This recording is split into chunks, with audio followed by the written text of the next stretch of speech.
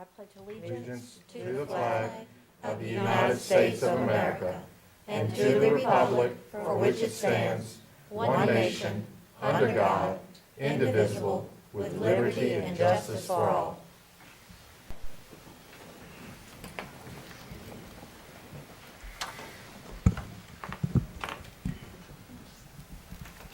Board, first thing we need to do is have an approval of our agenda.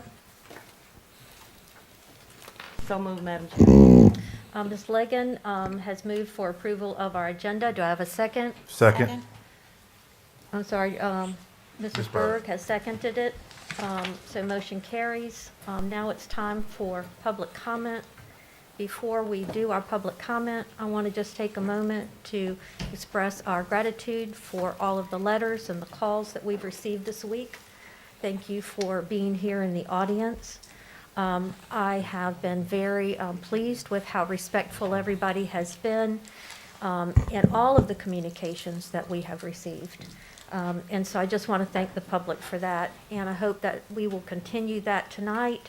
We are going to limit comments to 3 minutes. We have, I think, about 6 letters to read, and we will keep those to 3 minutes as well. We do cherish you and what you want to say with us tonight. So with that. We have a motion and a second. Huh? We have a motion and a second. For? Moving the agenda. Do we have to vote? Yeah. All of- mhm. Oh, I didn't vote. Okay. That's okay. Thank you, thank you, thank you. Okay, so we have a second on the table for the agenda. All in favor, say aye. Aye. Any opposed? All right, thank you for keeping me straight there. Okay, so the first person that we have is Carrie Ann Mays. If you'd like to come to the podium, give us your name and your address, please.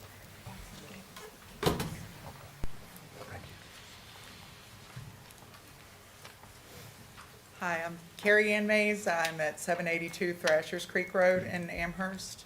I can only speak to my and my daughter's personal experience with wearing a face mask on a daily basis to school.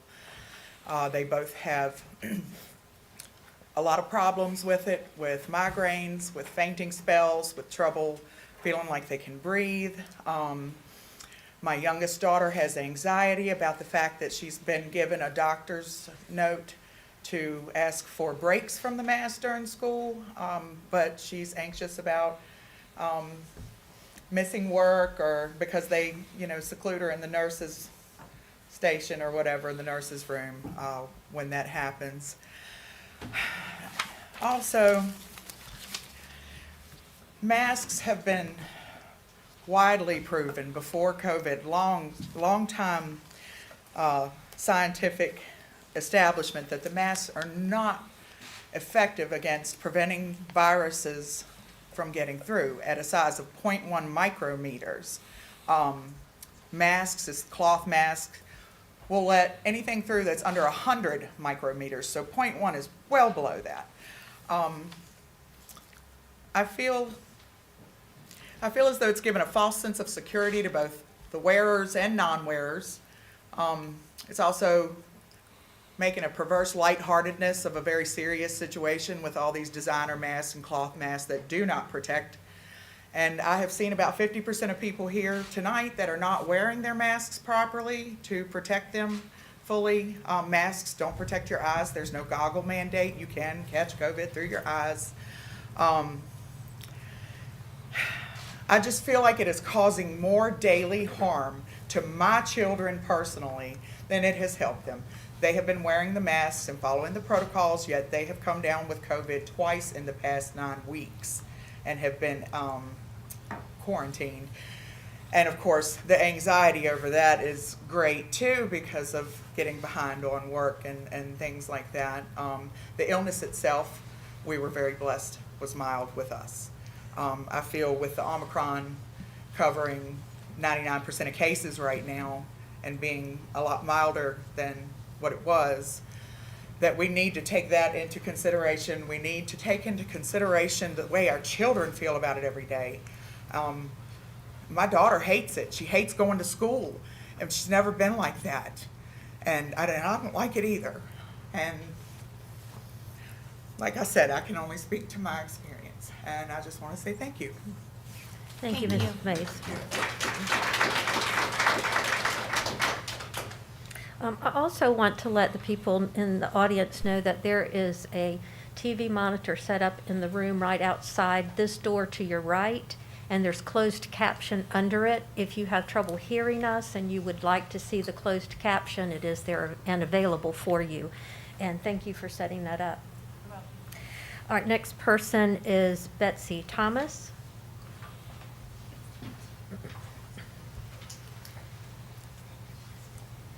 Good evening. My name is Betsy Thomas. I reside at 155 Yahweh Drive, just over here behind the middle school. First, I want to thank you guys for doing what you do. It's a thankless job, and you all spend a lot of time looking after the welfare of our children. I'm the parent of 2 children with Amherst County Public Schools currently. One's at Amherst Middle School and one's at the high school. It is my earnest belief that these 2 young men, along with my other children, were bestowed upon me by God. It is also my belief that these young men are mine and my husband's responsibility to make sure that they are taught well in all aspects of life and instructions, not our public school system. Both have been required at times by teachers to wear masks during physical activities during PE class. I find this unacceptable. It clearly goes against common sense as they're exerting themselves and having to breathe heavy. And it currently, as far as I can find, goes against ACPS guidelines with mask wearing.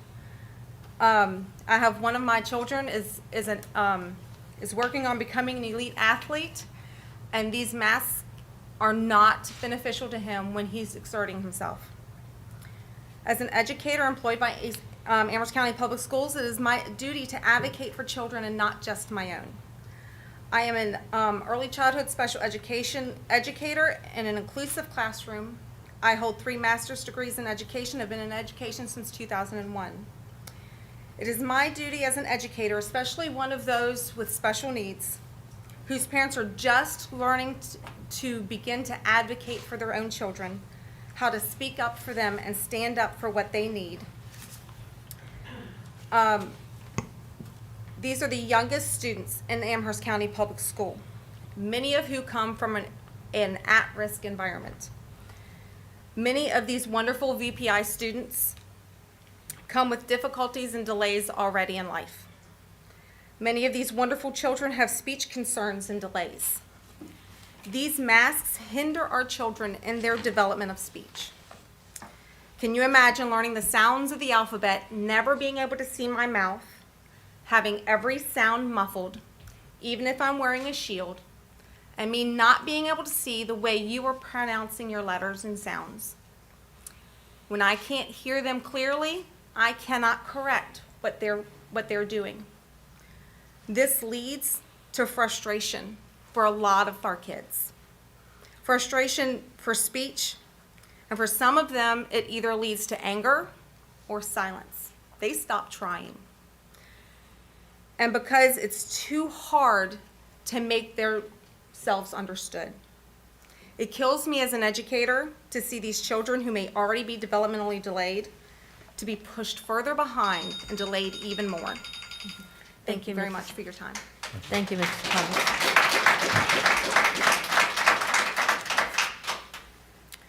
Thomas. Aaron Tomlin.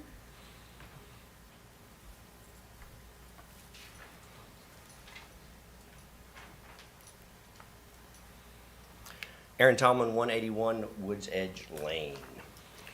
Members of the board, tonight you will be voting and discussing on an issue that sadly has become a pawn in a political struggle, and therein lies my own personal concern as both a citizen and a teacher in the county.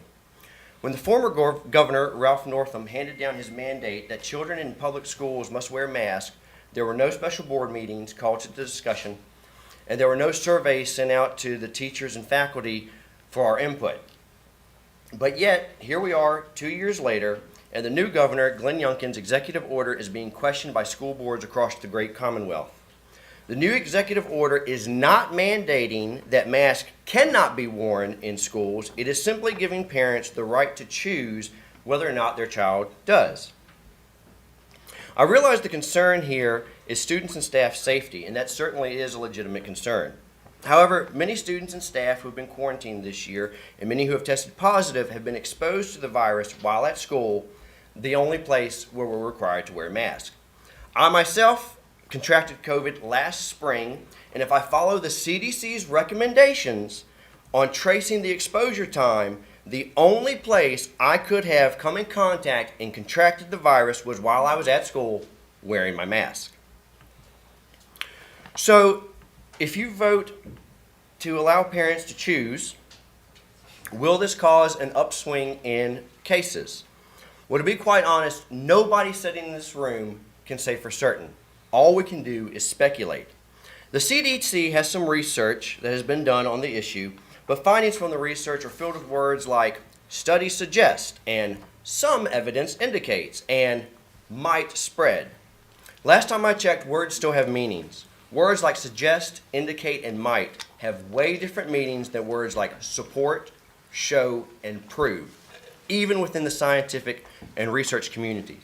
Now, before anybody starts yelling anti-masker, I want the record to show that I have no problem with people wearing masks.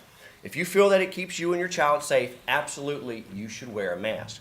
But I also believe that people who do not believe that masks are effective should also have the same right to choose for themselves and their children. And I want to leave you with a quote that I think best sums up my personal conviction on this issue. It says, "In the end, what separates a man from a slave? Is it money? Is it power? No. A man chooses, but a slave obeys." Thank you.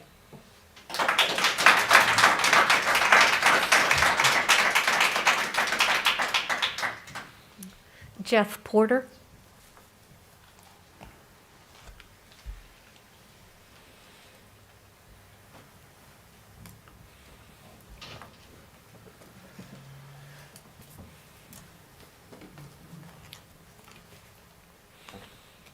I am Jeff Porter, 478 Woody's Lake Road, Madison Heights, Virginia. I'm here primarily not as one who is going to advocate for one side or the other. What I'm here concerned about is I don't think that there is good scientific information to make a decision one way or the other about wearing masks. I believe that it is important for parents to have informed consent. The emphasis is on informed. As the previous speaker just talked about, when you go onto the CDC website, there is very little to actually talk about the efficacy of wearing a mask. It talks about a certain size of molecule which can not penetrate this particular mask. But it doesn't talk about efficacy. It doesn't talk about how long a child should wear a particular mask. It doesn't talk about how materials collected on the inside of a mask while with normal breathing can impact a child's health. None of that data is available for us to look at. There was a study done in Florida. Granted, it was a small study. It was a group of women who were concerned about what was happening with their children wearing masks. The children in the study wore a mask for 5.7 hours. Their masks were collected and sent to the University of Florida. What they found was disturbing. They found that there was pneumonia, bacteria, and other infectious disease molecules that was present there. I've not been able to substantiate, but if that has been true, I would like to see other studies that help to either verify or speak against this particular finding. The lack of such information, to me, is very disturbing. I don't know how you as a board can go one way or the other in regards to masks because there just isn't enough information. I know who's telling you. CDC, NIH tells you. Thank you, Mr. Porter.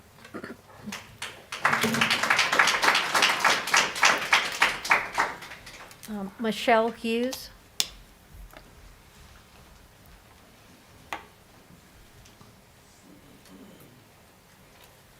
Hello, I'm Michelle Hughes, 220 Briarcliff Lane, Madison Heights, Virginia.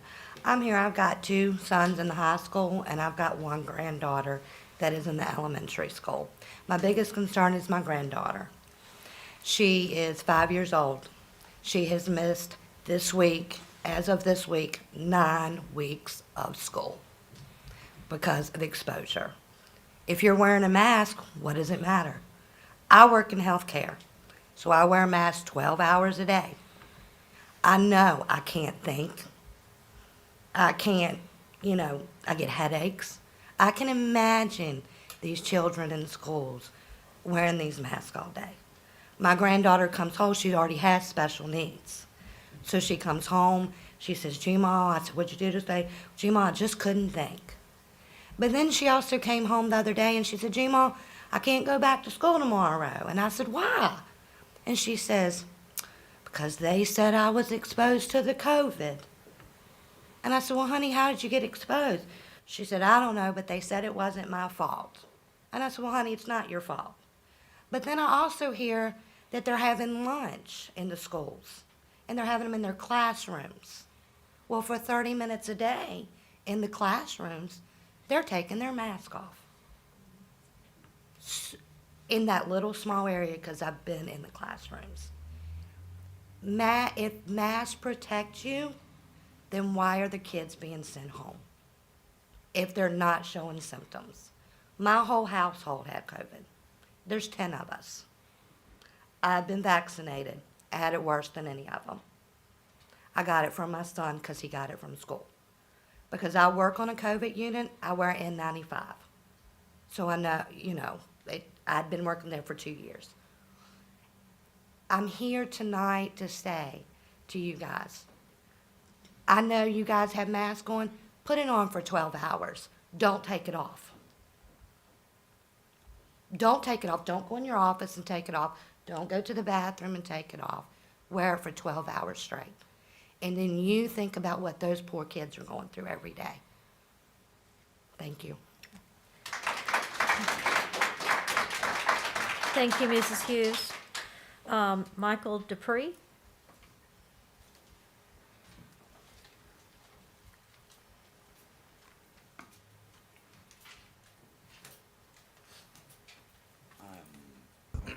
I'm Michael Despres. I live on 248 Pearsons Mill Road in Amherst. It is our right to choose whether we should or should not mask or muzzle our children. I did some research and I came across this information. N95 mask filters particles down to 3 microns. The coronavirus itself measures between 0.05 and 0.02. And I think the majority of the population wears masks that are less effective. Eric Toner, a scientist at Johns Hopkins, stated, quote, "It is not likely to be very effective in preventing COVID when referring to wearing the masks. Stop buying masks. They are not effective in preventing the general public from catching the coronavirus," stated the Surgeon General. This is what I've read, that professionals have stated the ineffectiveness of masks and why I urge the school board not to infringe on the rights of parents and students, but to leave the choice up to the individual parents. My children, I have 2 in the school board, in the school systems in Amherst.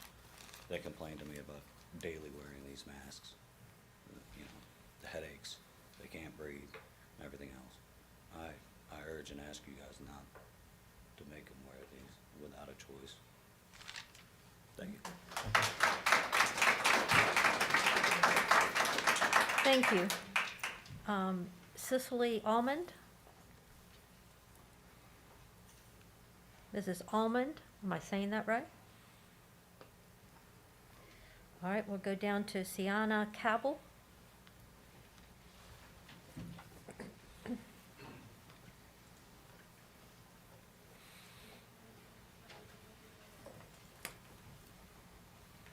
Good evening, everyone. I'm Sienna Cabell, 212 Casey Lane, Madison Heights, Virginia. I'm here tonight on behalf of the part of Amherst County High School that supports the decisions of masks remaining on for the duration of the school year. For context on why this issue is so important, we were not only as a school, but as a whole entire school district, were out of school for 2 weeks at the beginning of the school year because of the Delta variant.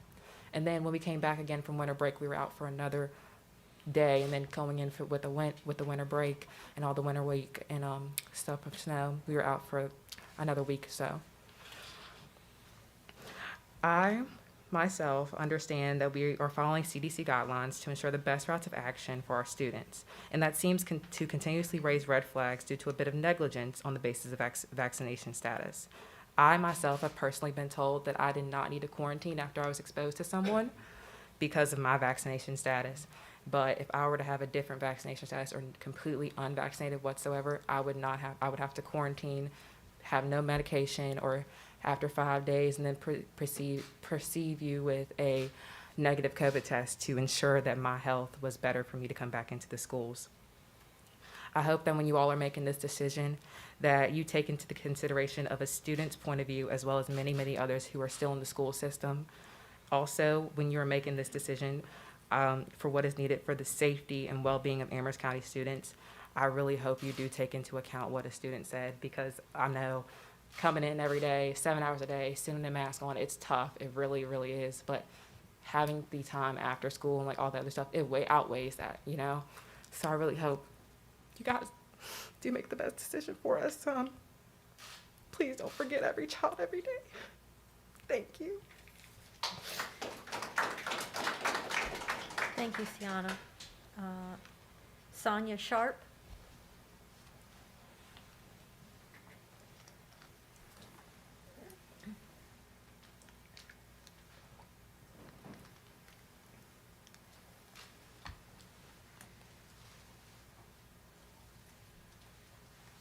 Good evening.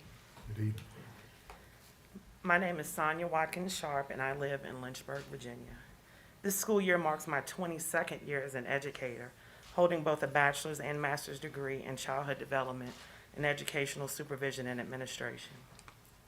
This will mark my 13th year with the Amherst County Public Schools. My current placement is as a teacher at Elon Elementary School, where I also serve as administrative designee. I stand before the board and administration this evening as an educator, an employee, and as the parent of 2 children, one college sophomore and the other in middle school. My purpose in speaking today is to make a plea on behalf of those of us essential workers who have to face the unfortunate effects of COVID daily.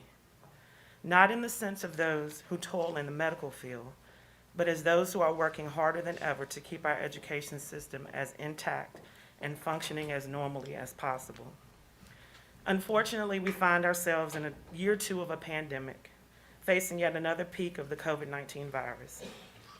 Most of us did not expect to still be in this place when schools closed in March of 2020, but here we find ourselves. Undoubtedly, the unpredictability and pressures of this year have taken a toll on educators, as our profession already has its fair share of stressors. At this point, in addition to the already high demands, we now have to be vigilant about making sure that mitigation protocol is being followed, while being ever alert for the perpetual possibility of new cases within our classrooms and schools, with remote instruction and quarantining and the massive amount of work it takes to stay current while catching up at the same time, and with the possibility that we may ourselves fall ill or, heaven forbid, take it home to our families. As I mentioned, there are measures that can be taken to help decrease the rate of transmission of this highly contagious virus. For example, social distancing, frequent hand washing, sanitizing, masking, and the option of getting vaccinated. Thankfully, ACPS has been on board with these scientifically based recommendations, and this, no doubt, has helped to keep our cases within our schools and community lower than what they would be if these measures were not in place. It is my understanding that the majority of the reported cases within ACPS are from community exposure, not from exposure within the schools. This tells me that the measures are effective, at least to some degree. As a parent, I understand that we have the right to make decisions for our children. However, from the viewpoint of an educator, I would like to present a thought for consideration. When our students walk through those doors each morning, we are entrusted with the care of each, and we immediately begin to legally stand in loco parentis. We are charged with making hundreds, if not thousands, of decisions daily that are expected to be in their best interest. Yes, parents have rights. I'd ask the board if I could have just a few more seconds. No, your time's up, Mrs. Sharp. Oh, I can't finish? Can I have 30 seconds? Is that okay? If you'd like to just leave that with us, we could, Can you do that? Yeah. Okay, I sure will. You can yeah, have this. and we can read that. All right, thank you I very implore much. you, keep the mask, please. Thank you. And thank you, Mrs. Sharp. Is there anyone else in the audience that would like to speak, even if your name's not on the sign-up sheet? Gentleman in the back, come on up and state your name and address.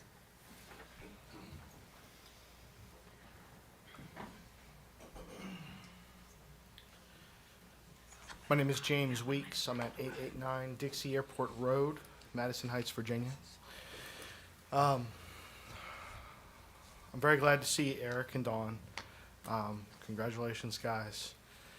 Ginger, Abby, I've spoken to both of you guys at least one time. I haven't gotten to know the rest of the board. What I will say is, this is the same topic that we were bringing up with the Board of Supervisors a year and a half ago for the county, for the local locations around here. And the same things are being brought up. The masks are not on-off. They're not 100% effective. It's a matter of degrees. It might make you more safe to make a mask, to wear a mask. I can even accept that argument, but it's not 100%. A lot of the people who are making the argument that the mask has to be worn, they're already wearing a mask. And they're making an argument like it is 100%, when it is, again, it is a decision of degrees. I'm going to say this too.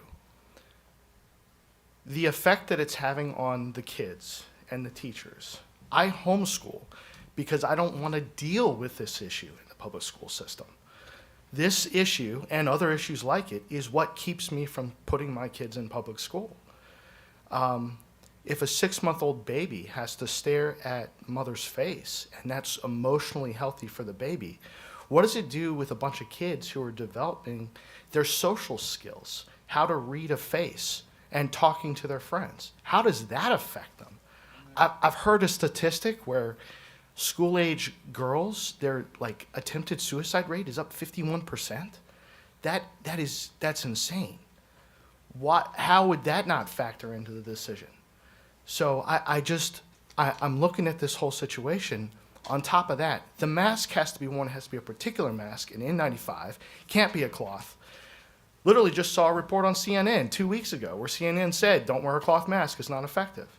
So we're now talking, you're going to force a bunch of kids to wear an N95 mask. The teachers are already full-time employees. They have a full-time job. It's teaching. If you put a bunch of N95 masks on a bunch of kids, and those kids have to wear it a particular way, those teachers now have to be mask police all the time. That's a full-time job. So there's no way it's going to be effective. It's not going to work the way that everybody imagines it. And it's a measure of degrees. The people who want to wear masks are welcome to wear masks. If that will make them more safe and make them feel more safe, that is fine. But we cannot force kids to do something they're not going to do right, and it's going to be a constant fight. Okay? Thank you. Thank you, Mr. Weeks. Oh, yes, ma'am. Good evening. My name is Nicole Younger, and I am from 330 Bryant Road, Madison Heights, Virginia. And I do have an 8-year-old child. And I've heard parents, just like myself, speak. And I'm one who am asking for the mask to stay in place. I hear people say it's a decision, it's a choice that parents make. Yes, you're right, you do have that choice. But I beg of you, I heard a lady say that she's also in the medical field, so am I, and I work at UVA. And whether or not the masks work or they don't, we don't know because we're not the scientists who's doing these studies. We're reading what they're saying. CDC tells us one time, 14 days after you're exposed, that you have to stay at home for that 14 duration. Now they're saying 5 days. 5 days, people are coming back sicker than they were when they first got the disease. Excuse me, please address the board. And so I am saying to the board to please consider that kids, our rates every day have not changed. We're getting notices every single day that our cases are high. At one time, Amherst County High School had a lot of cases reported every day just from the high school. When you're considering little kids are constantly touching their face, they're touching their eyes. Those are ways for the virus to get in. Regardless if you're washing your hands repeatedly, kids aren't always doing that. And like the teachers have cried out and said, they can't do it all. It takes the parents to help them. And the only thing that I'm asking is that you would please consider that we are in uncharted territories. Every day we're getting new data that tells us to do one thing, and then the next day or the next week we're being told something else. We don't know. We are in uncertain times, and being that they are uncertain, I'm just saying, please consider to keep the mask for those who want to keep them on their children if they're in high school, because high school kids have a little bit better understanding. But little kids who are constantly touching things, touching their mouth, they don't. They struggle even keeping it on. But for their safety, they're going home to their parents, grandparents. They might have a sibling who have a congenital heart disease that your child at school may not know, and they're being exposed. So please consider keeping the mask. Thank you, Mrs. Younger. I'll ask one more time, is there anyone else in the audience that would like to speak before we close this time? Yes, ma'am. Okay, come up and state your name and address. My name is Susan Leonard, and I live at 113 Mountain View. And I have just two things to say. Our Constitution states that the government will work for the common good and general welfare of its citizens. I have not heard those terms used once during this pandemic, and I'm very disappointed. The other thing I want you to know is there was another 10-year-old boy, younger than 10, who died today from COVID, Augusta County, Charlottesville area. I'm done. Thank you, Mrs. Leonard. Lady in the back with the hat.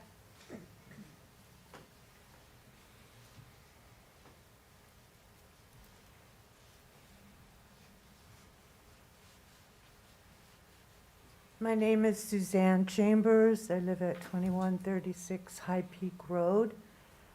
And with all things, err on the side of caution. None of us has the right to endanger another person. That right does not exist. Whether you believe or don't believe in viruses or masks or vaccines, you don't have the right to hurt someone else. And I can't even, I mean, the common courtesy, the kindness, the community, where is that? Because it's been said, these children go home to houses with other vulnerable people, with grandparents. Doesn't stay on the bus in the school. It's going home. Our numbers are horrible most of the time. I have family in Brooklyn. We've been worse than Brooklyn per capita. Much of this 2 years. That's a scary statistic. There are 66 dead people in this county. This room, about as many are in this room, can't come say how they feel about COVID or masks, because they're dead. Children are dying, whether we care to listen to those stats or not. Children are affected by this disease in ways we won't know for years. So let's err on the side of caution for a little while longer. We can do it. Thank you. Thank you, Mrs. Chambers.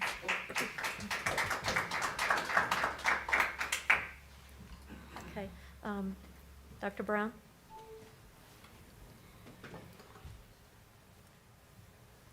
Good evening, Madam Chair, Mr. Vice Chair, and members of the board. Dr. Derek Brown, Principal, Amherst County High School. Thank you so much for being here tonight. I know you have a heavy responsibility upon you, and I don't take that lightly. And I come before you very respectfully and humbly just to offer my thoughts as principal at the high school. But I'm also here to advocate on behalf of my students and staff to keep our schools open 5 days a week in person, which we know is best for our students. I'm speaking for the high school myself.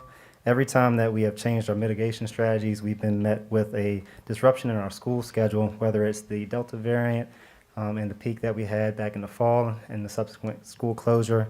Now we're in Omicron, and we had a change in our mitigation strategies again from 10-day quarantine to 5. We've been met with these disruptions, and we have a lot of valuable events in our near future at the high school and across our county and our schools. We have students that have prepped against all odds and come against a lot of adversity to host plays and theater performances, band and chorus concerts, athletic events, and a lot of really important academic endeavors that students are engaged in right now. I think it's important as a principal and as a board, as a community, to do everything possible so that our students can learn and we can keep our schools open 5 days a week, face-to-face, in person. No students to date, in my knowledge, have missed any days of school because of wearing a mask to the high school. But we have had hundreds of students that have had their lives disrupted because of either having COVID, being sick with COVID, having family members who have been sick, or quarantining because of exposure. It's also with a heavy conviction that I have to advocate for our teachers and our staff, and I need to advocate for them, those who have expressed great concern over changing our mitigation strategies. We've asked our teachers to do a lot during this pandemic, more than ever before, and I just don't feel like it's fair to ask them to navigate another change. Some of my staff members have significant health issues of their own. They've consulted with their doctors, and they are in challenging positions. We have staff members who have had challenging pregnancies and other health-related issues for loved ones that they care for and live in their homes. So I do ask and humbly and respectfully ask you to continue our current mitigation strategies just so that we don't have to have another disruption in our school day. And I appreciate everything that the board has done, and thank you so much for the time. Thank you, Dr. Brown. Yes, ma'am.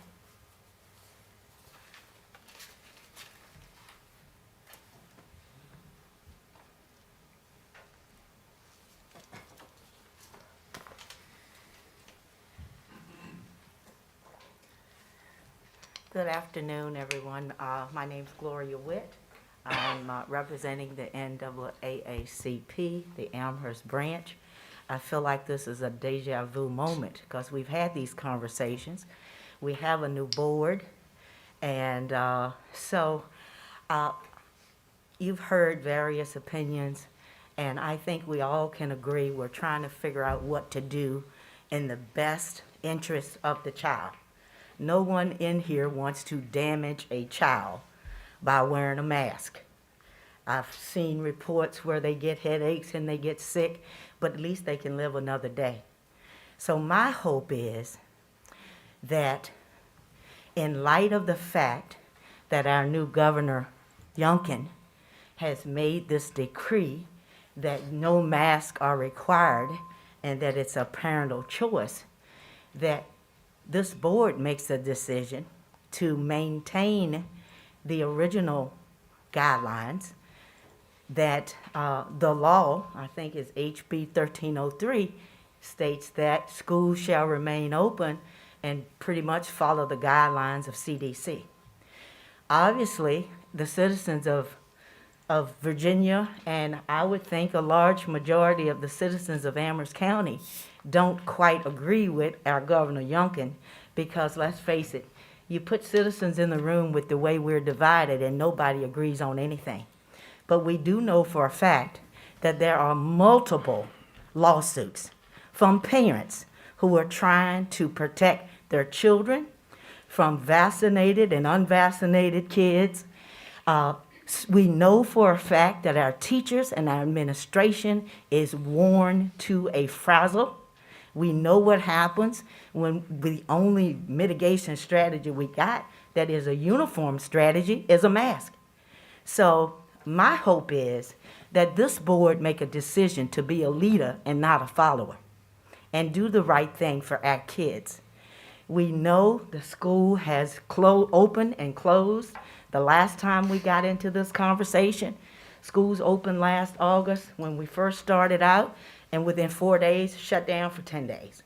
It's been bumping and grinding, and at the heart of it all is we're all trying to keep the kids safe.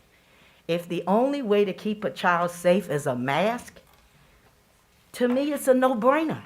So I'm hoping you guys do the right thing. And I know politically, you don't want to do the right thing. Everybody understands this is a political issue and not a science issue.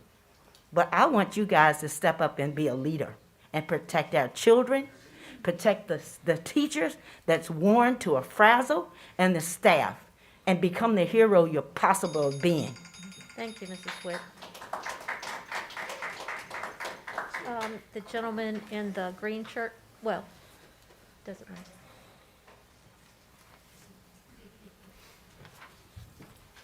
State your name and address, please. Darrell Orr, 176 Bryan Hollow Road, Amherst. I cannot continue to come to these meetings and not speak. When school first opened up, Make sure that you address the board, please. all right, when school first opened up, my oldest daughter, Ella, attends the middle school here. I took Clorox wipes, went to her locker, wiped the handle, dirty as heck. What happened during summer? Nothing happened to that school. Nothing was cleaned, nothing was sanitized. Ella's been sent home 2 or 3 times because of contact. As parents, we don't know if it was a teacher or a student or if it's even real. Okay?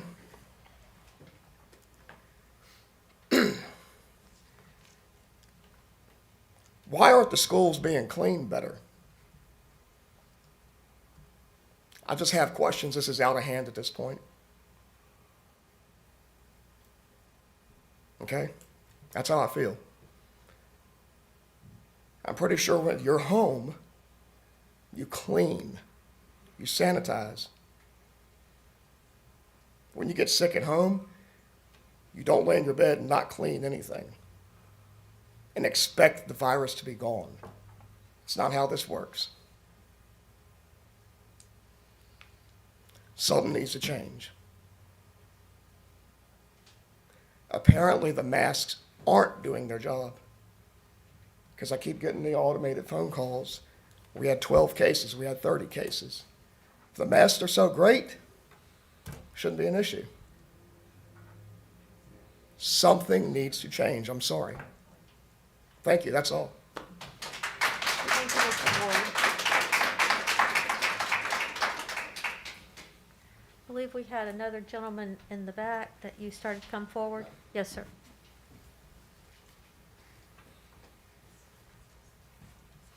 Thank you. My name is Art Tasker. I live on Polonia Drive in Monroe. Okay, thank you. At the beginning of this, Dr. Fauci came out and said that the masks are nothing but a placebo. A couple days later, he was told to correct that. My own personal doctor said that these are useless. The only way to properly do this is to wear an N95 mask with airtight goggles, because it comes into your eyes also. So I think these should be let go. Thank you very much. Thank you.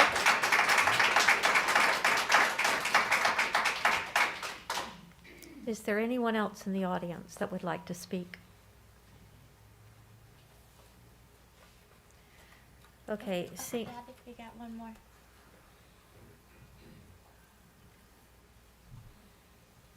Thank you, Ms. Berg. You're welcome.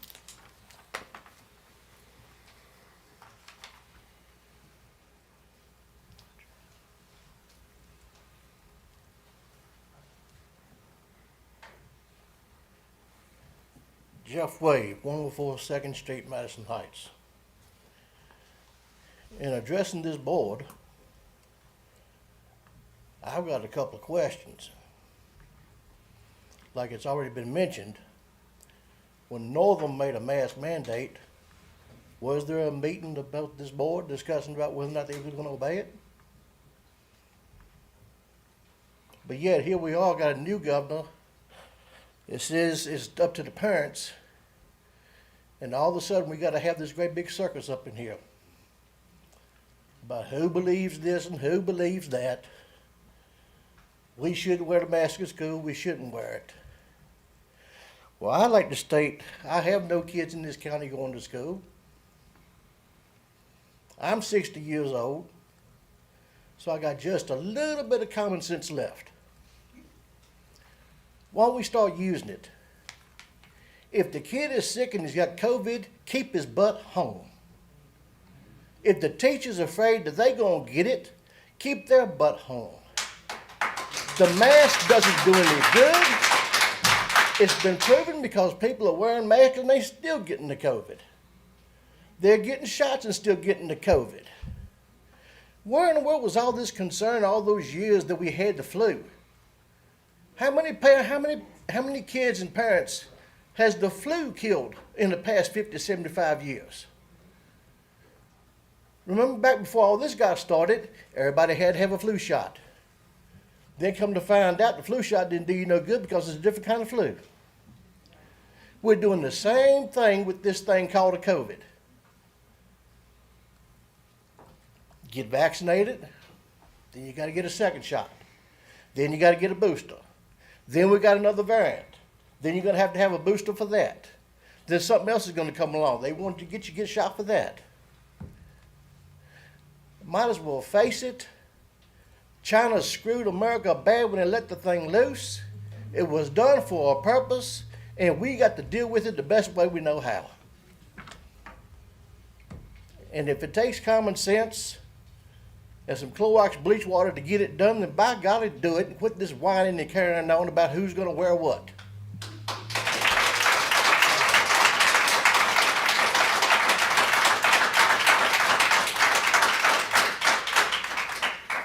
Thank you, Mr. Wade.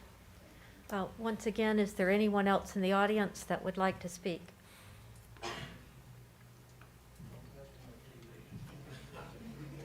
Okay, seeing none, we do have some that have been sent in and requested to be read. The first one is from the AEA Leadership Board. It says, members of the Amherst County School Board. First, the members of the Amherst Education Association would like to welcome our new school board members, Erica Rossi and Dawn Justice.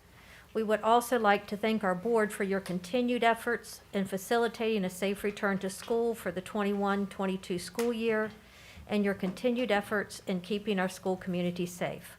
We realize that our system and employees are under extreme pressure in finding ways for teachers and administrators to cover classes, secure substitutes for all schools in the division, and manage the continued increase of COVID cases, as well as contact tracing as a result of exposure.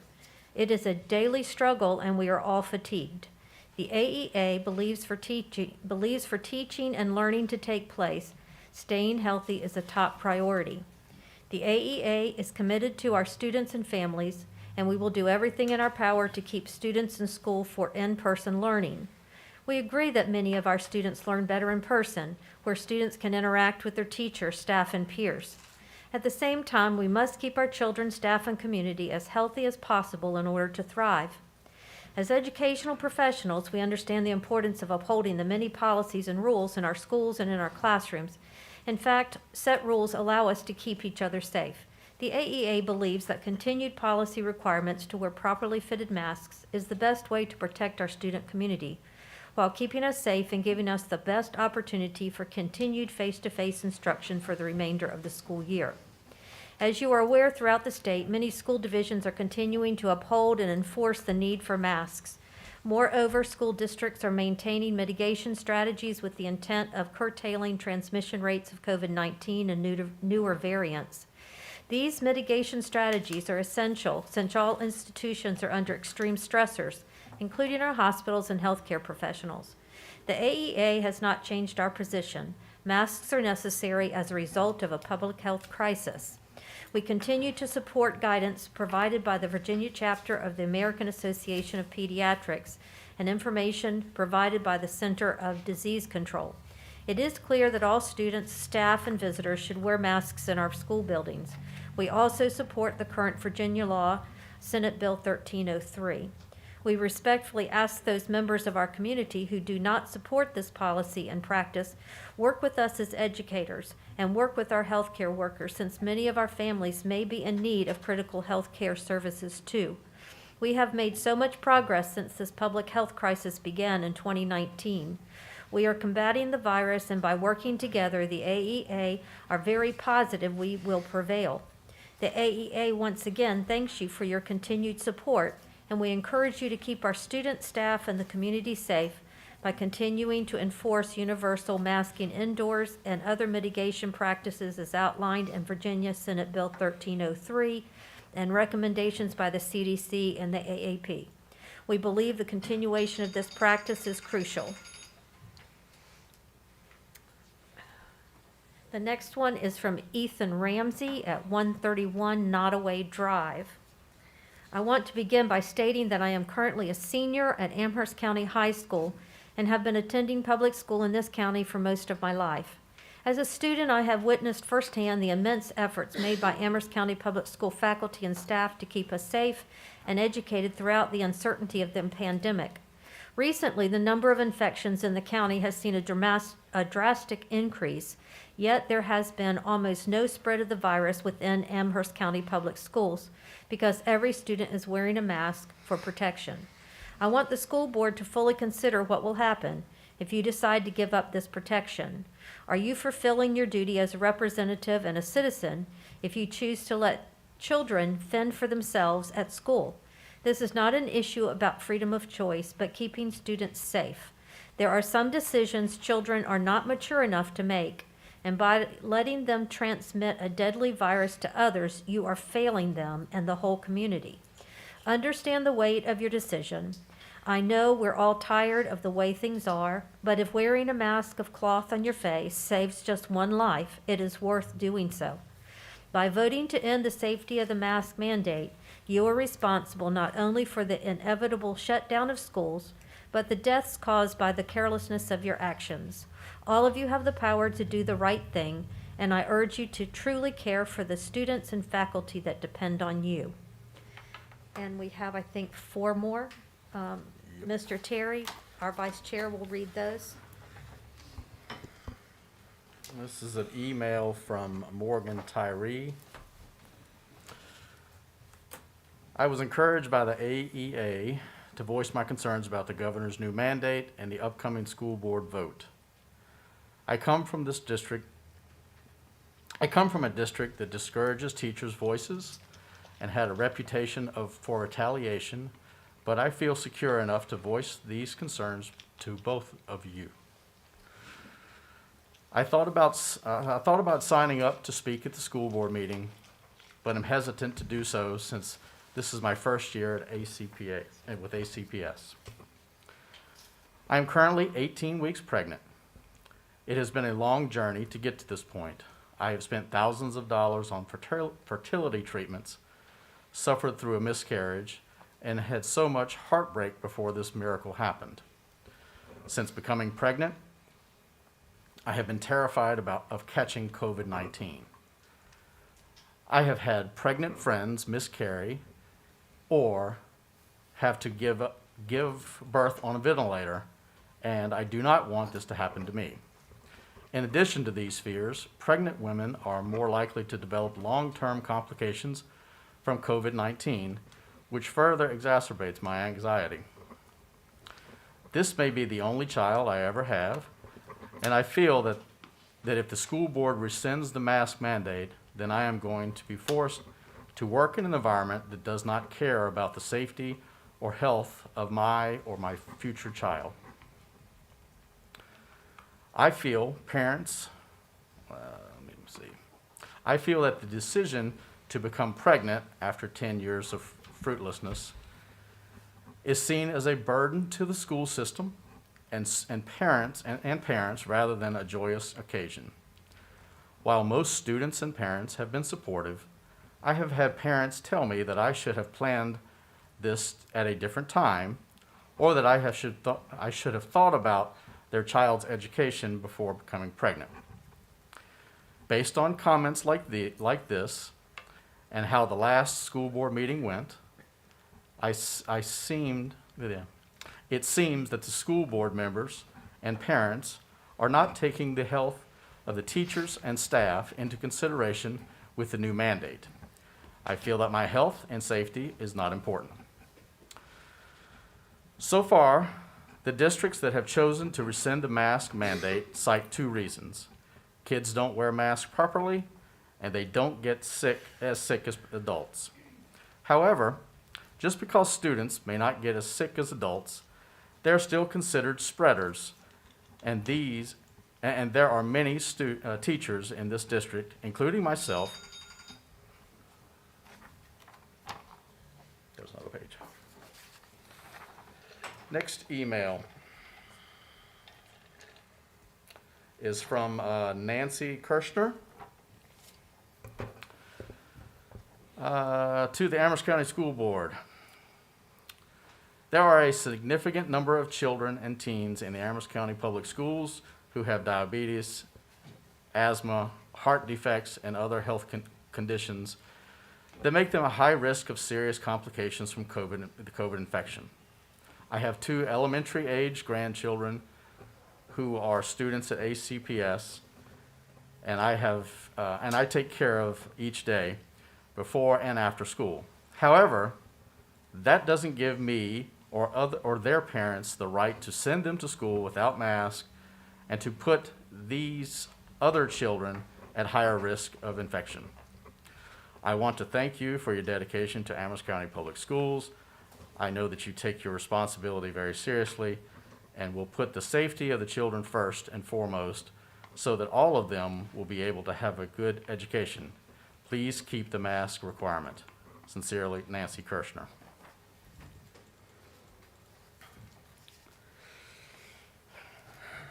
The next email is from Brenda Ramsey. By implementing mitigation strategies, Amherst County Public School has done an amazing job of keeping our students and staff safe from COVID. According to the CDC, masking has been shown to curb the spread of COVID-19 in classrooms. We have COVID cases in ACPS, so many think that this means the masks do not work. But the fact is the cases are being caught in the community, not spread within the schools. I have heard people say that their child not wearing a mask doesn't affect my child. It affects us all if the COVID cases rise and we return to remote learning. Students suffer academic and social losses when they learn remotely. If masks are not required, we will see a rise in COVID cases, absences, and staff shortages.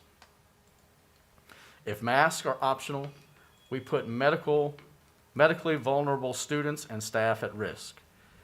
Teachers will be tasked with making young students understand why some have to wear masks and others do not. Bullying will be inevitable. The stance of mask versus no mask will create a divide in our school community, as it has already done amongst the adults in Amherst County. Our school has quarantined thousands since January 5th. Teacher and student absences were so high at one point that we had to have remote classes for Amherst High and Elon. Centra has over 200 hospitalized with COVID, a record high that they continue to break. It would be irresponsible to drop our mask mandate while our community is obviously in a surge.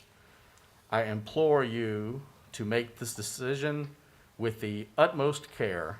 Your choice will not only impact our school family, but our entire community as well.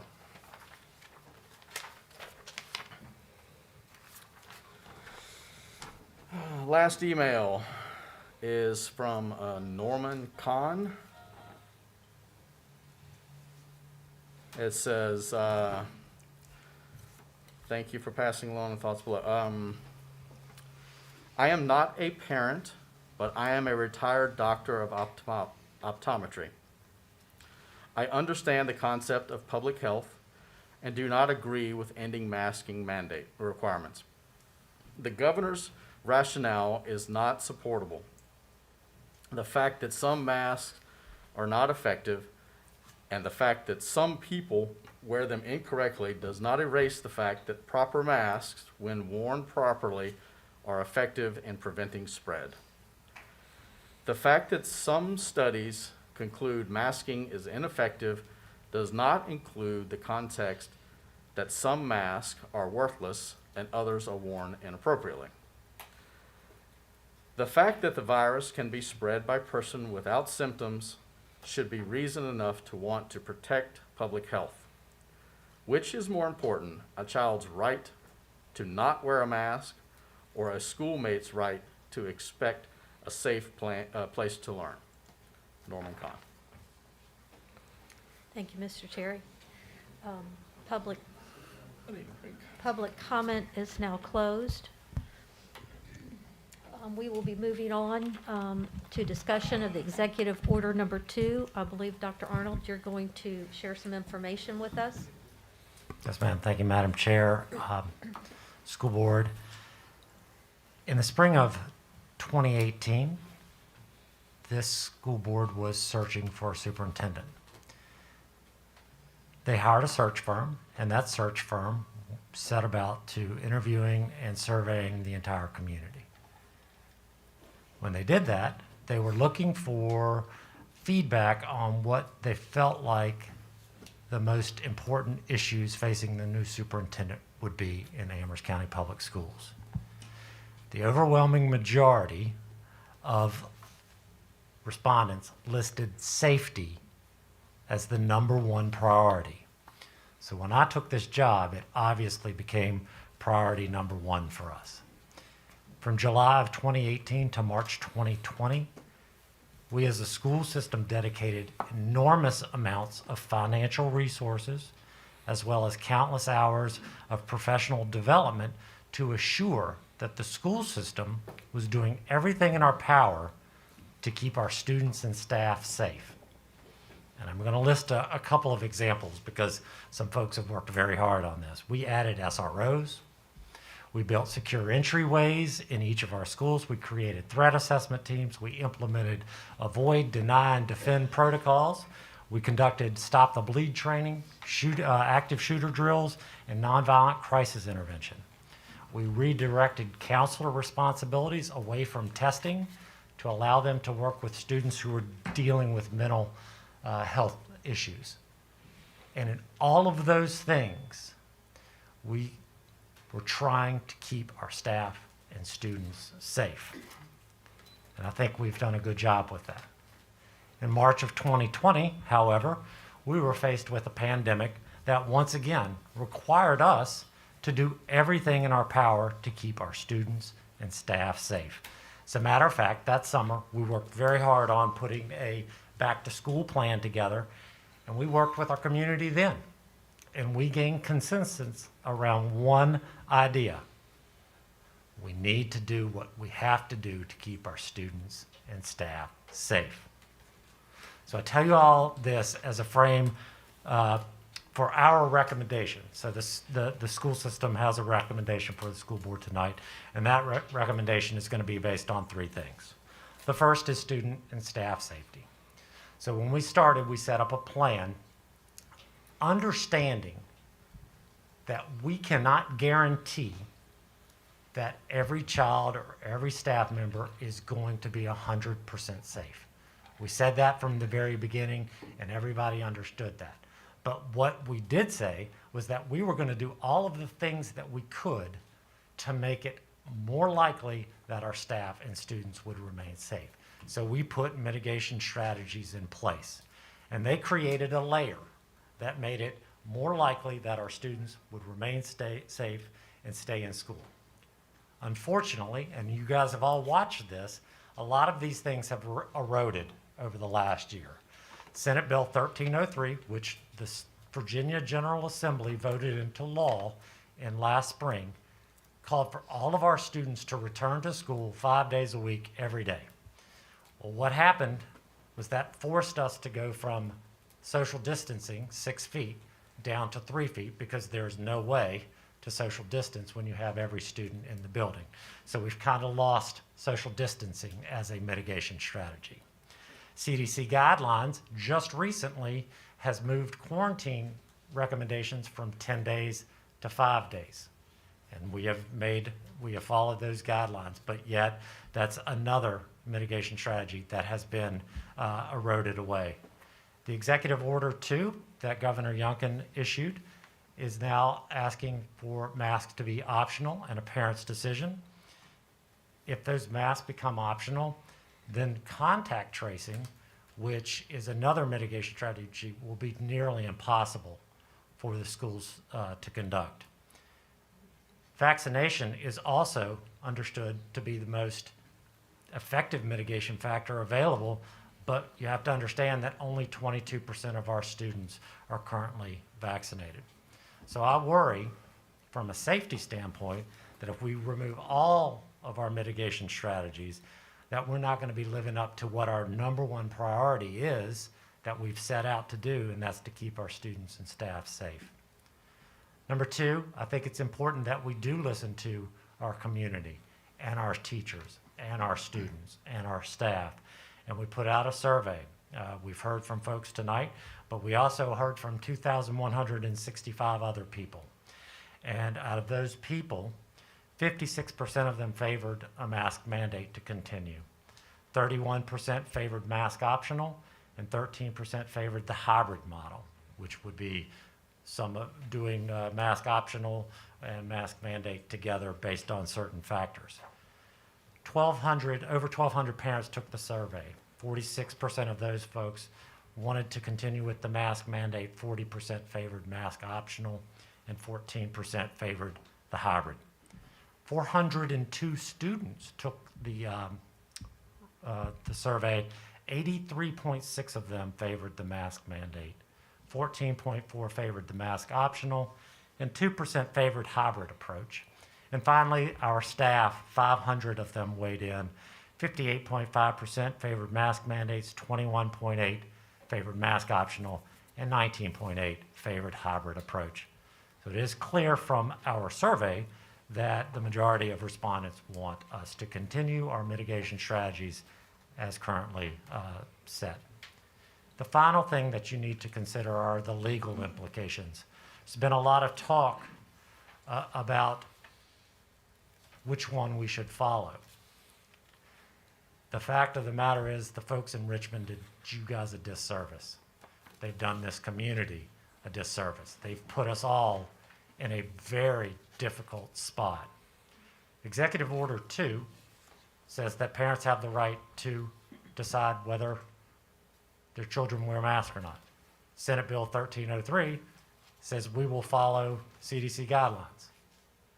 Those things cannot be done at the same time. One or the other will not be followed. And legal counsel has advised you guys that because of that ambiguity, regardless of your choice, they can defend you in court. Okay? So whatever decision you make tonight, our legal counsel will defend you. The insurance company who deals with our liability insurance will also support whatever decision you make because of the ambiguity between what the General Assembly voted into law and what the governor has issued as an executive order. You guys are in a no-win situation. We understand that. But if we're in that situation, shouldn't we always err on the side of safety for our students? Because of those things, the staff recommends that we follow all CDC guidelines, which includes universal masking. Tonight, we ask you as a board to make the difficult decision to decide between the options that are in front of you tonight.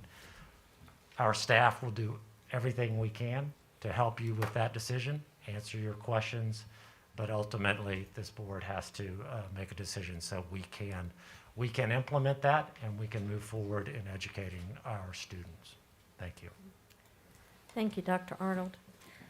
Board, if you have some questions for the staff or Dr. Arnold, we can entertain those now, just in general to help you decide if you have some questions to get those out and about. So this is your time. Mr. Rossi, do you have anything for the staff? Yes, I do. Dr. Arnold, the mitigation strategies, are they reviewed periodically throughout the year? Have we changed the mitigation strategy that we're using since the beginning of the school year? We change when CDC guidelines. You change when CDC guidelines change? And what was the last change? 2 weeks ago. And what was that change? It dropped the, excuse me, it dropped the quarantine time from the recommendation of 10 days down to 5 days, with days 6 through 10 being strict mask wearing. That's through strict mask wearing. 6 days, 6 through 10, if they're not symptomatic. And that's when they return, correct? They can return on day 6 if they're not symptomatic and have strict mask wearing. Okay. The housekeeping I heard talked about today. Have we looked at any other type of sanitation options as far as antibacterial wraps for door handles and such? That is an option now. They are on the market. Have we looked at doing something like that? Commonly touched surfaces that are taken care of with antimicrobial mats that actually adhere to the door handles to stop the transfer or kill the bacteria. Is that something? We have those in some schools, not In every some school. schools? Yes. And we have a vaporized sprayer that we spray the buildings every day. That has antimicrobial that is said to be effective against COVID-19. All right, so you use like a Lysol or something? No, it's a some type of backpack sprayer. It's an industrial. Industrial Yes. antimicrobial? Yes, hospital grade. And we've been doing that since the beginning? Yes, we have. And we're continuing, and that happens in all schools? Yes, it does. What about the buses? We also spray the buses after each round. So each trip in the morning and the afternoon? Correct. That's all I have right now. Okay. Mrs. Justice?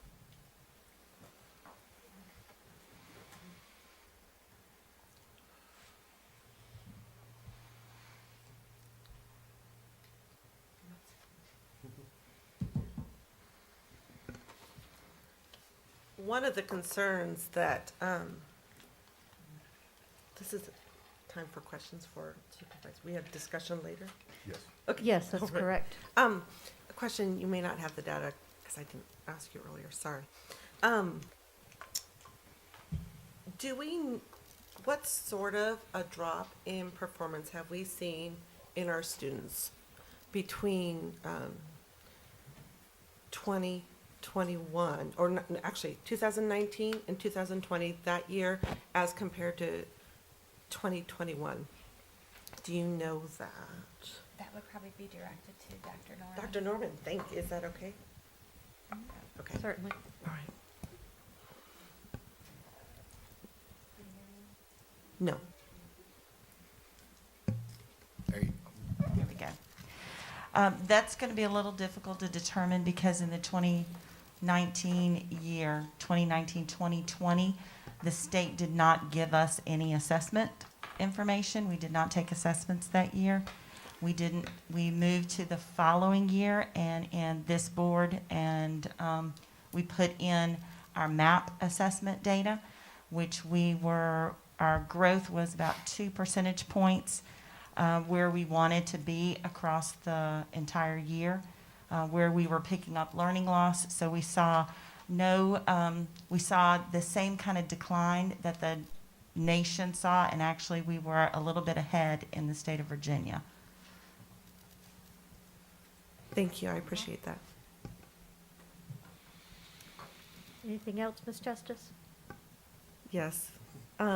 Dr. Norman, have we seen an increase in behavioral issues, especially in the elementary age? I'm going to turn that over to Dr. Wells. Yes. So For behavioral, we have noticed more, I think when they came back from, excuse me, my throat, when they came back from being out of school for a year or for being on remote learning coming back, there was some difficulty getting the students to transition back into school. Since we've gotten that transition and through that transition the first 2 months of school, we haven't seen that number has tended to drop. The kids are getting more integrated back into the school, but that first month or two coming back from not being in school for a year, for those that were at home and not being around other people, there was some differences there and difficulty there with some students when they first returned. Do you feel like they've come back to where they were pre-COVID as far as when they didn't have masks and a lot of social adjustment and how they integrated in the schools? I think they've gotten better with integrating back into the schools. I'd have to look at my numbers to give you exact data, but I feel that just anecdotally, I think we've gotten to a better point than we were beginning of the school year. But we're still seeing some emotional issues and things like that with students just due to the whole COVID issue we're facing in the community.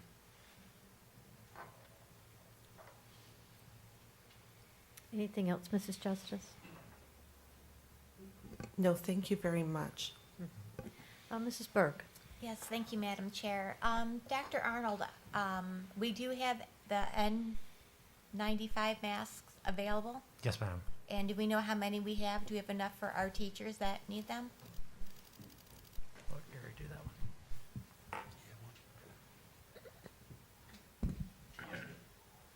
Yes, ma'am. We actually have the KN95 mask, and which is very comparable to the N95 mask. And we have several thousand of those working with the Amherst County Public Safety.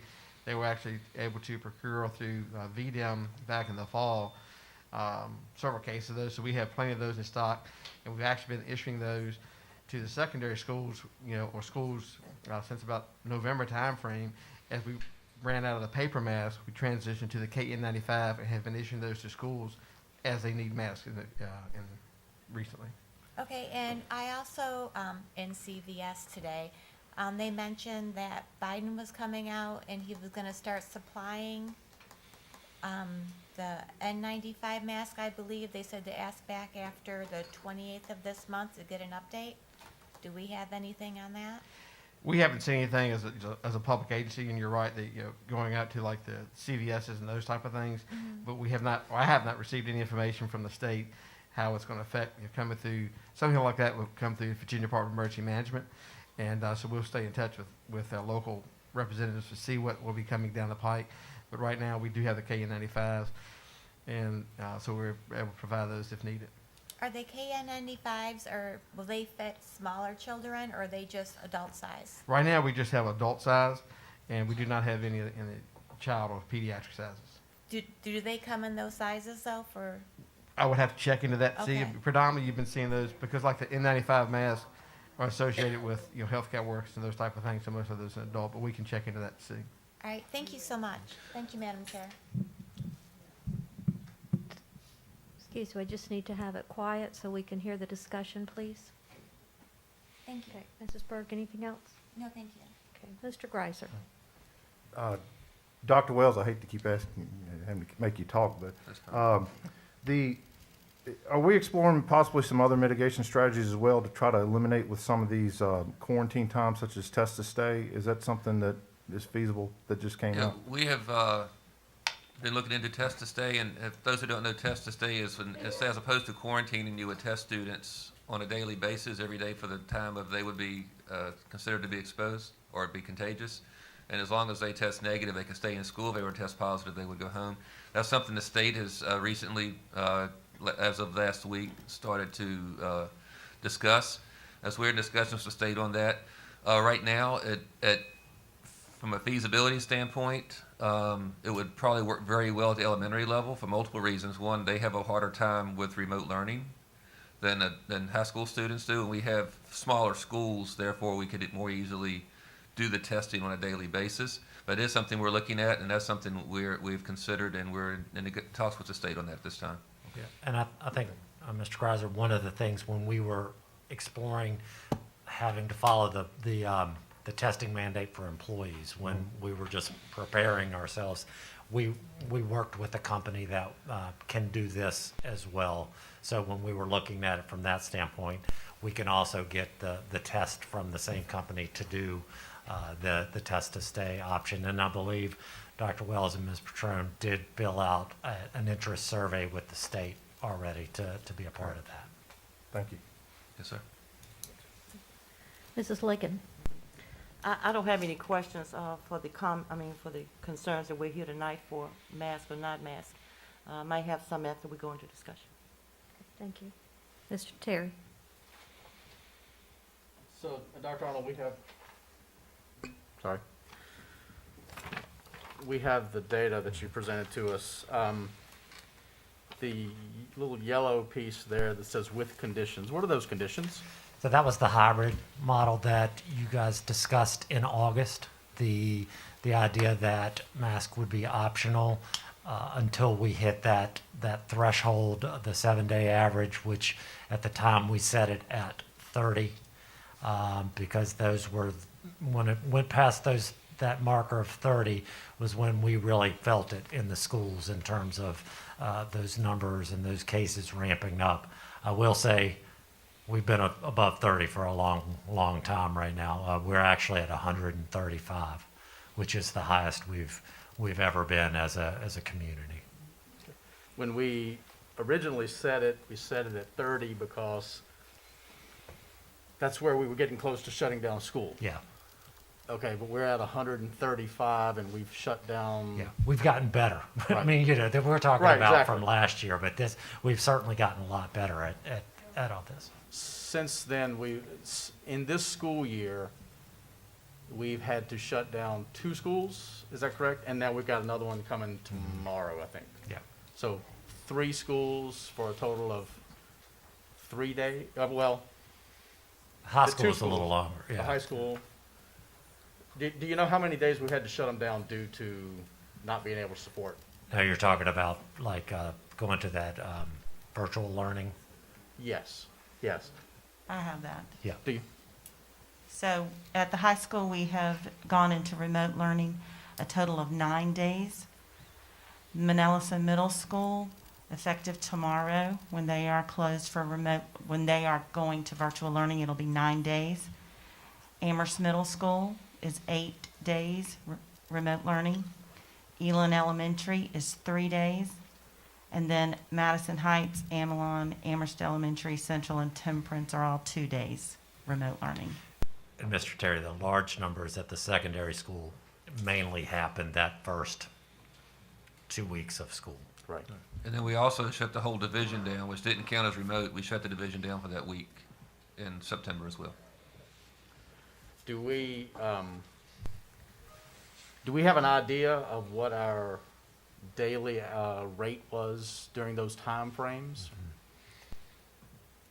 I know it's different than last year, and that was what we based our original number on. Sure. September, we were above 60.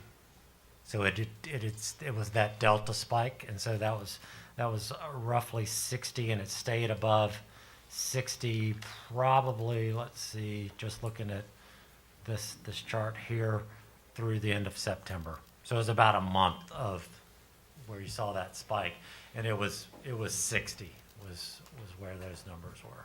Okay, so let's just take January, for instance. How many have we had to shut any schools down during the month of January? Which, before tomorrow? Yes. Which ones and for how many days? We shut down the high school, we shut down Elon Elementary, Manelison tomorrow. Last week, the weather helped us. We would have shut We down a would've, couple yeah. schools last week, but we were closed for snow. We went remote learning because of our road conditions.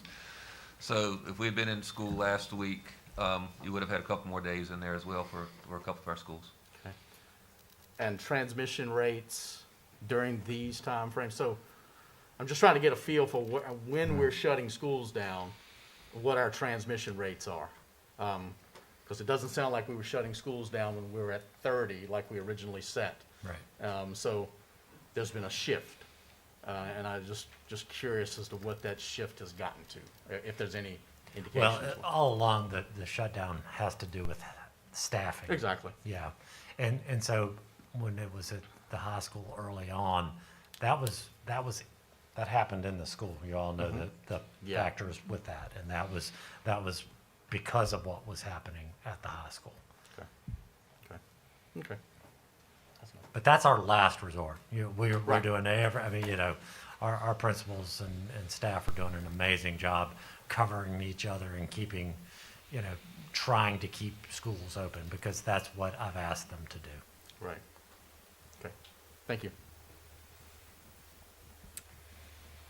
I don't have any questions, but I wanted you to maybe take a moment and share, just with the board members, about our air conditioning system. I know, we were talking about mitigation strategies and what we've done in that line. It might be good for them to know.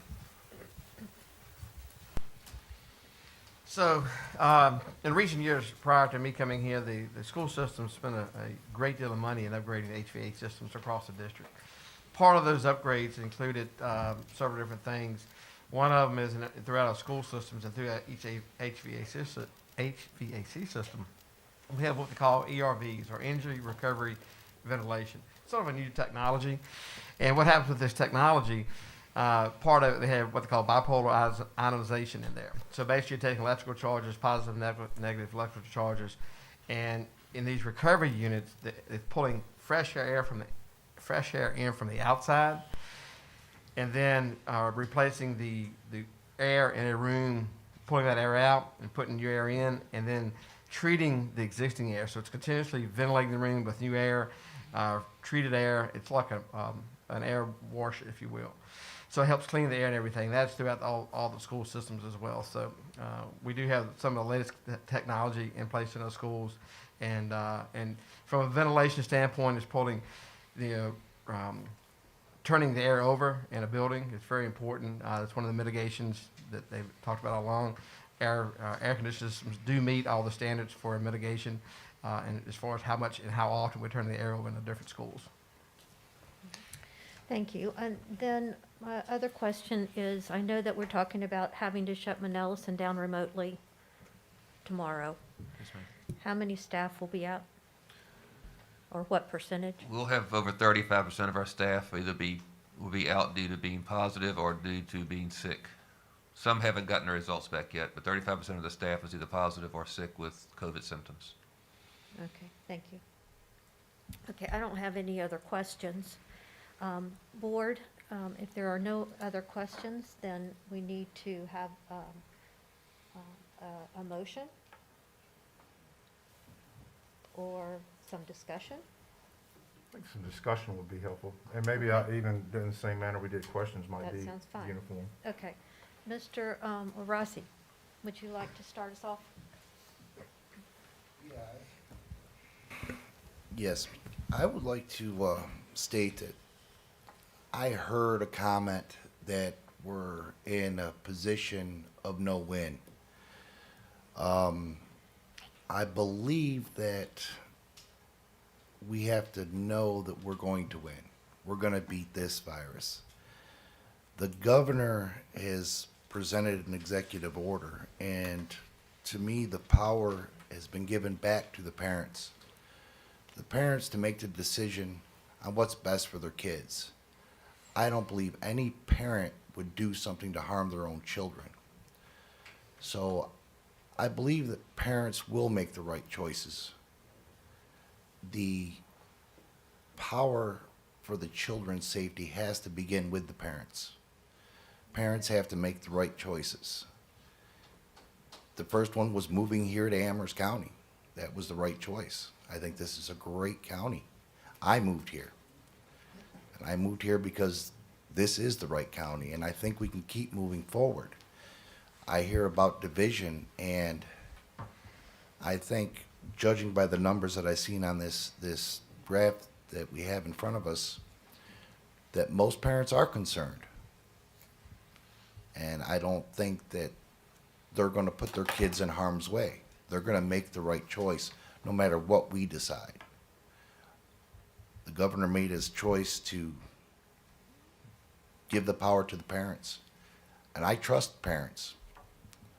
I trust my parents, and I hope people feel that they can trust their parents to put them in the right path. That's where it has to happen. Parents need to get involved, voice their opinions they have here and their concerns. And if there's parents that have concerns, they need to come forward and talk with us. Don't be afraid of the school. Don't be afraid of the school board. Get involved. That's what the governor is trying to do. He's trying to bring us together. Not by him telling us to get together, by us making the right choices. That's all I have. Thank you. Ms. Justice?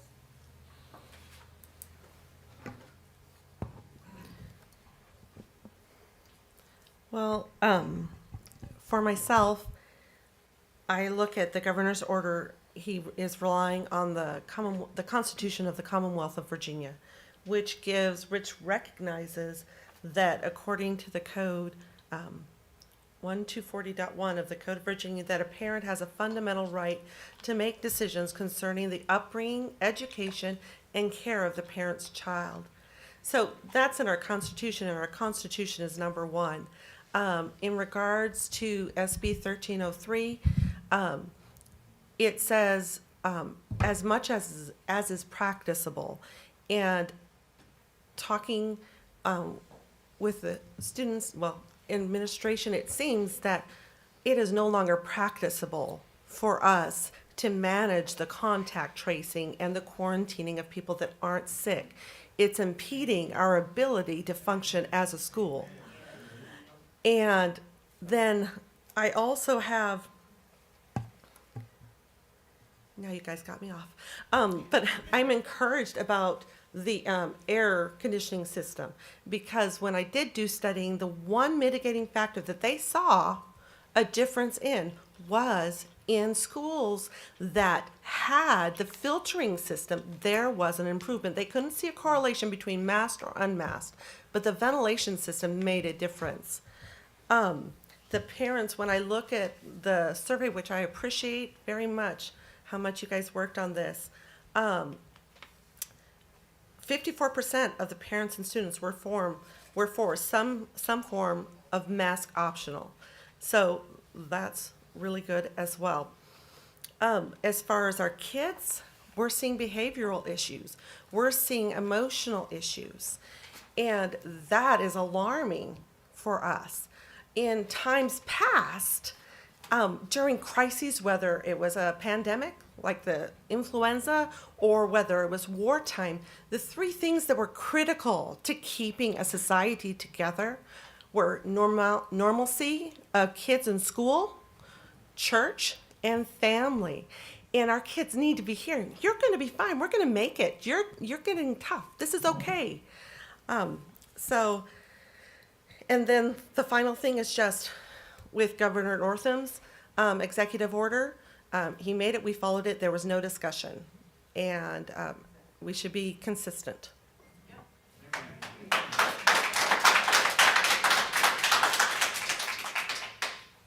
Thank you, Ms. Justice. Mrs. Burke? Thank you, Madam Chair. I just want to let everybody know that we were in Richmond for a couple of days. We were able to meet up with our new assistant superintendent of the state of Virginia school system. I buggled that all up, sorry.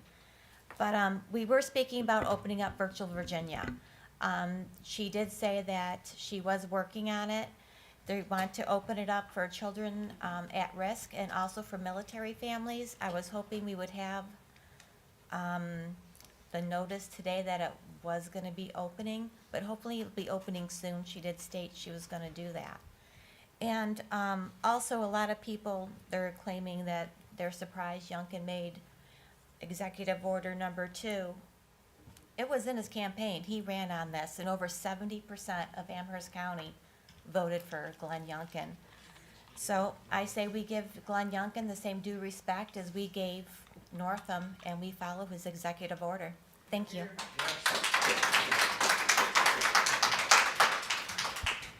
I think as a leader, you've got to be objectionable. I think if you go into something based on your emotion, I can't tell you how many times that's kicked me in the tail. I want to put to bed this political conspiracy piece because there was definitely different circumstances involved, and I'll explain to you. In August, what did we vote, Dr. Arnold? We voted to do a mask optional based on those percentages, right? Yes, We were pushing forward because we wanted to see an exit strategy for these masks, because we knew at some point we wanted parents to be able to make that choice. And I That's still, as a parent of 3 kids, I'm disappointed. I had lunch with my kid one time in 2019 in kindergarten. He's in 2nd grade, hadn't been able to do that. And I'm on the school board, okay? But I also approach things in a very objectionable fashion. I think you need to understand the concept. It's not just the mask. When you get into your automobile, it's just not the brakes that keep you safe. It's the seat belt. It's the airbag. It's crash avoidance systems. They're layered together in an effort to keep you safe. And that's the concept behind this. If you look at Youngkin's executive order, the reason we were even in this conundrum, when we made that decision back in August, I thought we had heard predominantly what the majority was. But after we made the decision, I caught a lot of grief because we didn't. So this time we said, we're going to do the right thing and get feedback, which is why this survey, it wasn't a political move. It was put out to get feedback to help us guide us in our decision. If you look at the executive order, the trouble is, our guidance back last year was Senate Bill 1303 was a law that was passed by the General Assembly. And if you study anything in civics, there's a separation of powers doctrine that makes this government go round, right? We have checks and balances, so no one side can make the decision for everybody, and which is nice. That's what keeps this democracy rolling.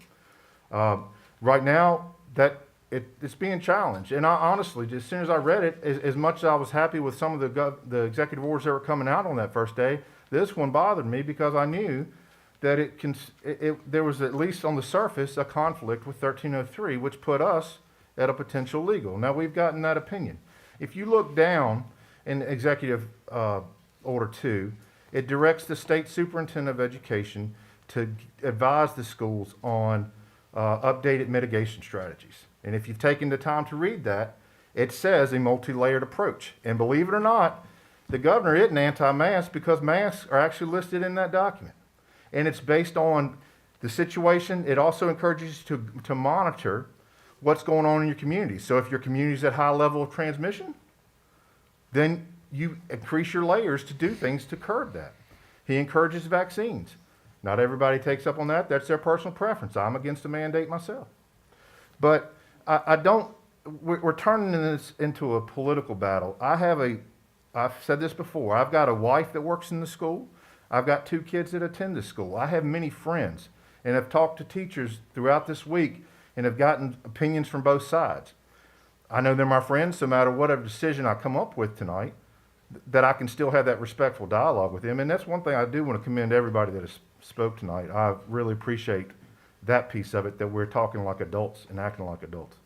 But as far as when you're in the height of something, I'll leave it with this. When I was in the Marine Corps, 4 years I spent on an infantry unit, and part of those duties in that infantry unit was monitor survey. Monitor survey is our response to when NBC, nuclear, biological, and chemical warfare. We put on all this stuff that's way worse than this mask and move around in full operational gear with a gas mask full, and we do that in an environment to protect ourselves, to make us still mission ready.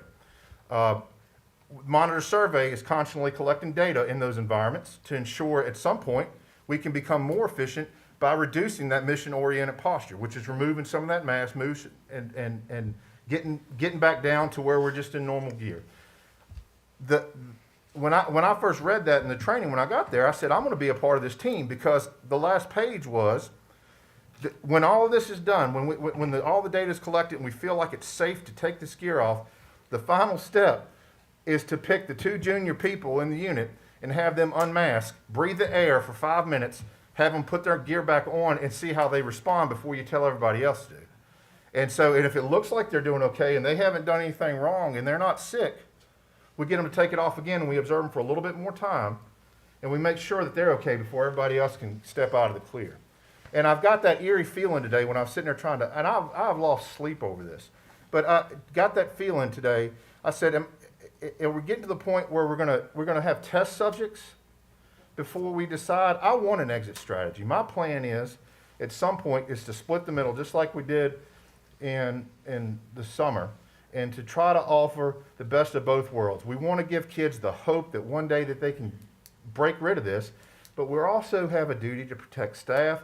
There's obviously a clear concern, almost split down the middle, with parents that want at least some form of a mask at some point in time, whether it's not all the time or some of the time. If you look at that statistic, 46, 59, almost 60% of parents want a mask at some point in time. Whether it's all the time, we have to try to figure out, and I'm a man, I've always prided myself in trying to reach a compromise because I hate division. I love to get along with people, and I just know that's not always the case. But I try to take things from an objective standpoint, and you can't always run your life on emotion because sometimes it just puts you into situations that you can't get rid of. So. Okay, Mrs. Ligon.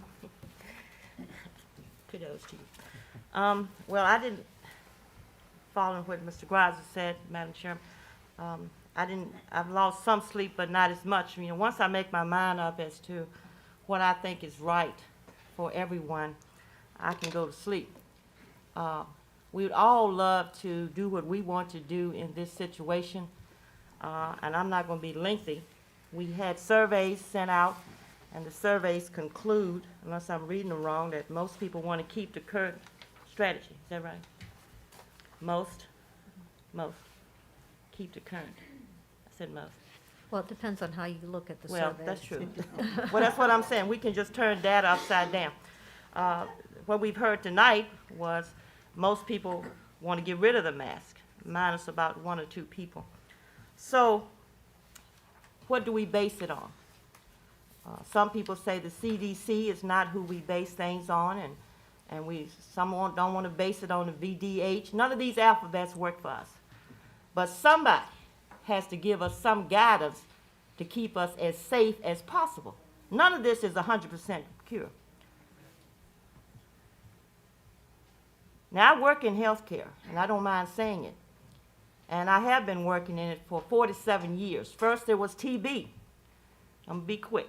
And I was told as a student, put on a mask before you go in to do a patient with TB because it's airborne. Similar to this, but maybe not as crucial. It depends on whose chest x-ray you want to look at. I have seen some COVID chest x-rays that look like TB chest x-rays used to look. So we're trying to say here that this is a serious situation. And I know some people say, I just had a mild case, I'm back on my feet. And then I see some people that are fighting for their life. So once again, we don't know. But the only thing that I can say is for these 4,000 children that we and you are trying to keep safe for 6 hours. They don't have to wear their mask for 12 hours. They do need to wear it about 6 or 7. And it's for their protection. This whole thing started because it was for their protection. If we want to go to Northam, at that time, we was in a critical pandemic, and he made a statement, being a pediatrician as well, let's wear masks. So we did it. And now we're in a different situation. But here in Amherst County, the numbers are even worse than they were. If this conversation had come up 6 months ago, when things were looking good, when the Central Half had about 24 people in the hospital versus 200 or so, I might have just said, well, things are looking better, maybe we can take the thing off. But we're trying to make a decision in the middle of a crisis in this area to take the mask completely off children and leave the doors wide open. And I can't do that. So we've had surveys, we've had the AEA give their comments on behalf of the teachers. We've had the staff recommendation who work in the trenches every single day. See, I'm not in the school system every day. I have grandchildren in it. Want them to be safe. I have a daughter who teaches in it. I have friends who drive the bus. I have people who cook, but I'm not there. So my comment is, for them who are there, I can only try with as little data as possible and controversial data to give them the best protection that I can. I'm done. Mr. Terry. Thank you, Madam Chair. So I reflect on what some of my colleagues have said here. I agree with Mr. Arase that we are going to survive this. We're going to get through this, whether we wear these things or not. We go back to August, I guess it was, before school started, and we voted on it then. Our governor told us that we had the option to make the decision for ourselves. We voted that we would go mask optional until we hit a threshold number or whatever that number ended up being. We were then told, no, I'm going to make, the governor was going to make it mandatory, took it out of our hands.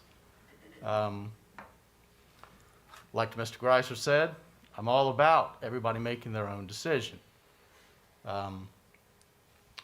I liked where we were going back in August, the way we were handling that. I too have listened to the comments tonight and the emails tonight and the surveys tonight, and looking at the numbers, I'm seeing more people wanting masks through surveys and through emails and through conversation than I see the other direction, opposite of what I was thinking when I walked in the door, that I thought I would hear when I walked in the door.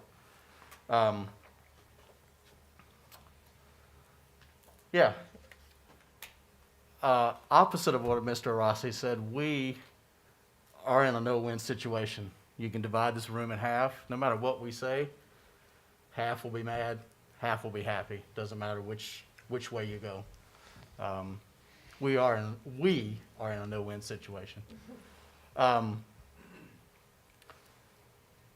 still kind of torn. I mean, sitting right here, knowing we have a vote, I'm torn as to how I go on this.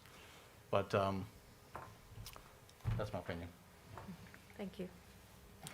I want to say that I'm proud of this board and the school division for taking a step back and just taking time to gather some data, to gather information from our community and our teachers and our parents.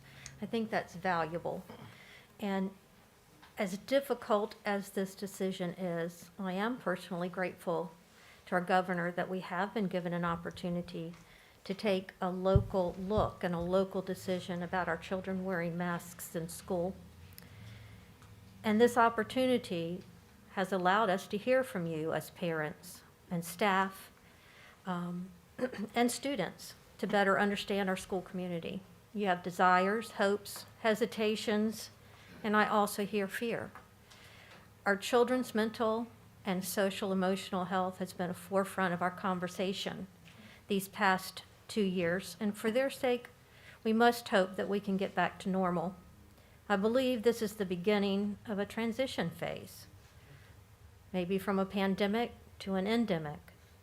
However, given the trauma and the fear that has surrounded us since 2020, it's understandable that any transition back to normalcy will definitely be challenging. I want to ask, is there a common sense approach back to normal?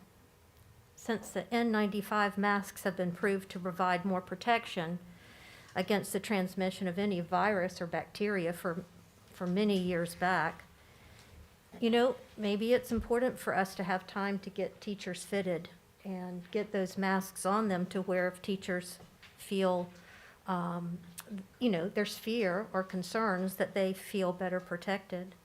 Based on our survey data, I believe the community is asking us to consider the number of cases, as well as our ability to put better mitigation in place, whether it's cleaning or whether it's the N95. So, or virtual Virginia, I think it's hard when you change in midstream on a parent who's already made decisions for their children to do that overnight and for their education. So our main goal, while I personally support the parents' rights, I have to keep school open. We have to keep school open. We're looking at a school tomorrow that won't be able to stay open. We have 30-some% of our staff out. So we've got to come up with a solution, and it may not be masks. I looked at the CDC and cloth to cloth transmission is like 27 minutes. So we've got to come up with some strategies. We have to do better than what we're doing. So board, we have a tough decision, and I just want our parents and our teachers and our students and those in the audience to know that I feel like our board is where in August, we wanted mask optional, but we also want to make sure that we're wise and smart and that we're doing the best we can for our students. Keeping school open every day is one of my priorities. So I am going to close our discussion at the moment and see if there is any motion that anyone would like to make. Madam Chair, I would like to make a motion that we follow Governor Youngkin's Executive Order Number 2, and we also make those masks available to our teachers and our students that need them. Okay. I second it. All right, we have a motion on the floor from Mrs. Berg and a second from Mr. Orasi. Madam Chair, I'd like to amend the motion, add an amendment if possible and discuss. I like the course of action that we were taking back in August. I thought it was a good compromise. I thought it set a safety mechanism in for the community, for the schools to react quickly in the event there was a spike in cases.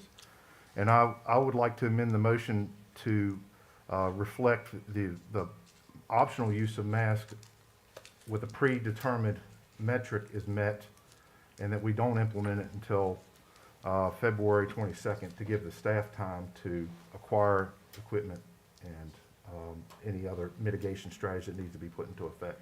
Madam Chair, we do have that equipment. Okay, we have a motion on the floor and we have an amendment, and we need to vote on the amendment before we move forward. Yeah, Is that Madam Chair, you're correct? going to need a second of Yes.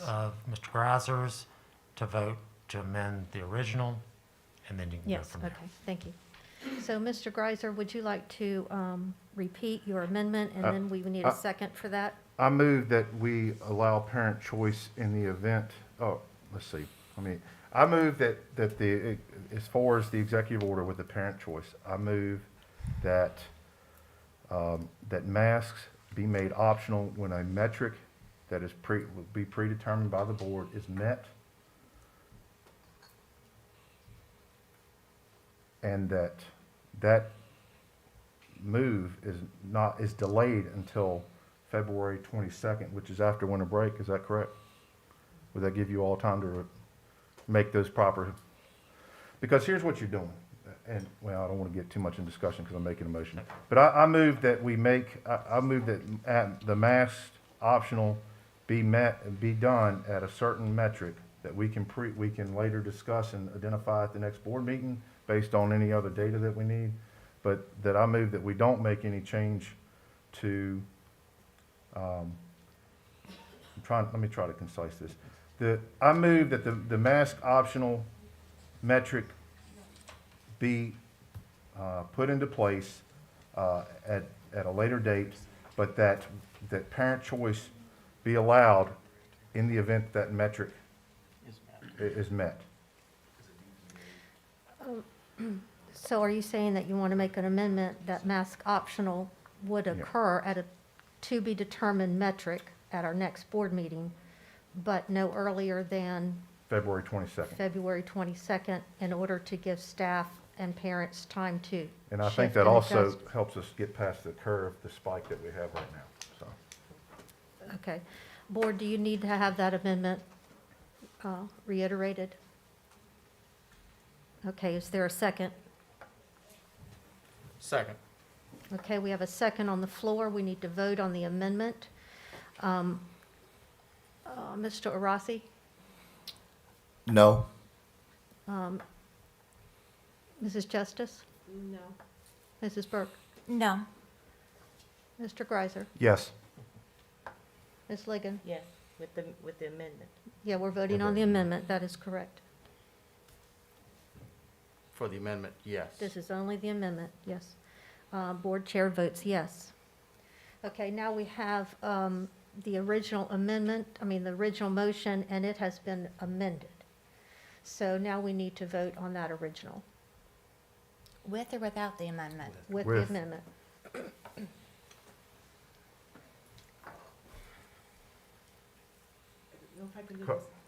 Okay. Call the question, I'm- Madam Chair. All right, question? I move to discuss the amendment. Okay. I don't think there's No, any you don't discussion have on the to. amendment, it's already been You voted can on. discuss can- this now. You can you can- discuss what's on Could you have the on amendment can repeated discuss- back for our new certainly. members, please?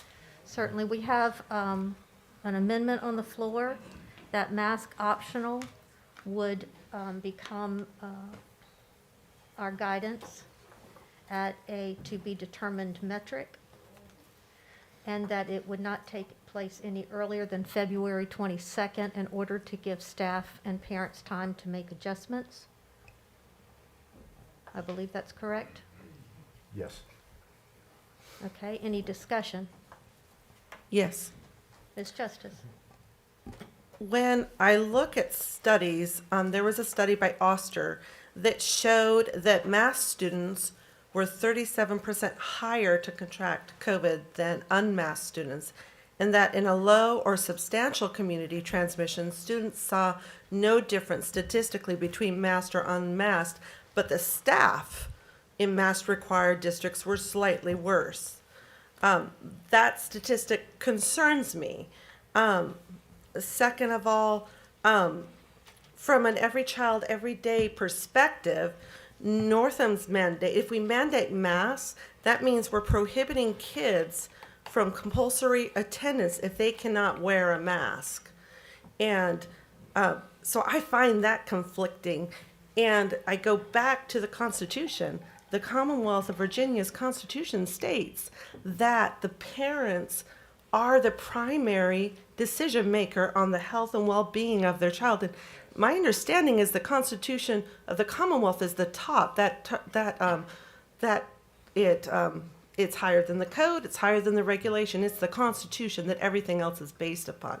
So I have a difficulty voting for an amendment that is going to limit access to school for kids, and that the masks are available, so we can provide that to our teachers and students that are concerned. I believe we got some information earlier that there needs to be a special fitting for the N95 masks. So a question would be, we can make those available, but what about the fitting of them properly? So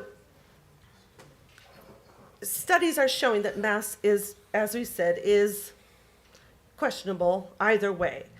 But the Constitution still makes that decision over to the kid, not the kids, the parents and caregivers. Madam Chair, can Mr. Rossi, you have the floor. as being new to this, is it possible to amend the amendment? Mr. Arasi, I believe, and you may correct me, that you can have two, you can amend an amendment, but there's only two, so this would be the second. All right, I'd like to do that. Okay, before we do that, can we finish discussion on the Yes. current amendment? Okay, Well, the thank you. amendment's done, because we voted, but I think there's a motion. Oh, on the motion floor. on the Yeah, floor, yeah, yes. just for the sake of, So I need to check with Dr. Arnold. Okay, we have a motion, Yes, you do. and then the amendment to the motion has been approved. Right. So that is. So that's So the motion. now That's we're the just, motion. that's actually now the That new is the motion. yes. So we're having discussion on that. Yes. So we have the ability, the board has the ability to make an amendment of the current motion. Is that You correct? sure do. You just have to approve the the amendment. amendment of the new Correct, motion. correct. Yeah. Okay, so now we're starting fresh again with a new motion. I have to say, this is new for us, board, isn't it? We will navigate through this. So, Mr. Arasi, yes, we are in the middle of discussing, and you can certainly make a motion to make an amendment. All right, let's see if I can explain this correctly. So the executive order has already been taken effect, and we've had time to gather data and talk to parents, get information. So we're already late on that part. I think that going ahead and passing and allowing the parents to make the decision now is important for the parents. It does not mean that we couldn't have a discussion or an amendment later on to bring in metrics to educate parents to make that decision. So if you want to do it with metrics, we can come up with the guidelines for the metrics after the next meeting. Because we don't know what those metrics are going to be. We started at 30 and now we're at 130, 135 now. The rules changed from 10 days to 5 days. And now we've got test-in options coming available, test-to-stay options that are going to be coming available. There's other mitigation happening at the same time. It's a fluid thing. It's constantly changing. But to impede a parent's decision already has been too long. This meeting should have happened before. And I think that we can pass the amendment with the stipulation that matrix may be introduced at a later date. Well, just for clarification, I think Mr. Greiser's motion that's on the floor is that the metric would be determined at a later date. Yes, but also delaying the parent's decision. Yes, that was part of it. Well, it was putting in the optional mask. I think it said no earlier than February 22nd to give Correct. staff time to adjust and parents time to adjust. Correct. The executive order is already in effect. Okay, do you have a motion that you want to make? An amendment? Yes, that would be the amendment is to. Would you like to restate that, please? All right, it would be to immediately instate the executive order under the stipulation that metrics will be discussed at the next board meeting. Okay, we have a motion on the floor from Mr. Arasi that the executive order will be followed immediately. I would think Second. tomorrow, with the stipulation that metrics would be discussed at the next board meeting. I have a second by Mrs. Berg. Okay, now we need discussion, please. Mr. Terry? Yeah, so, all right, if we go with the option of going immediately, so what we're saying is we'll make the masks optional immediately, and then next school board meeting, we would set a metrics as to what we would live by. Whether that's 30 or 150 or 200, I don't know. I don't know where we end up on that.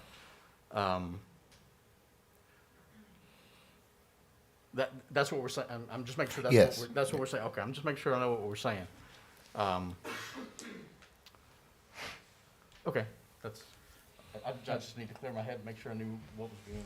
Madam Sorry. Chair, Mrs. I say Berg? the school board needs to give parents back their rights today. They have been gone too long. We want our rights back. Thank you Are for there- grandstanding, but, You're welcome. Excuse me. Madam Chair. Make sure that you ask for the floor, Madam Chair, The- Mr. Greiser. it's, what we would do if we don't have the metrics and we put it into effect today, and if that metrics is already met, and we go right back around, and you're jerking the kids around, essentially. Because you're telling them one day they can wear a mask if they want to. Excuse me. Order, please. Order, please. Madam Chair, I'll call the We- question on uh, this.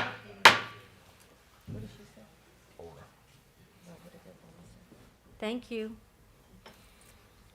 Call the question to vote on the amendment. Okay, a question has been called on Mr. Arasi's amendment to follow the executive order and to, I can't read my own notes, to look at the metric at our next board meeting. Madam Chairwoman, is discussion still open? Well, we had a call for the question. Okay, You so can we don't second that. close the discussion before a question? Let me check. That does close it. Thank you very much. It's got to be seconded to the right. The call to question? Not the call to question.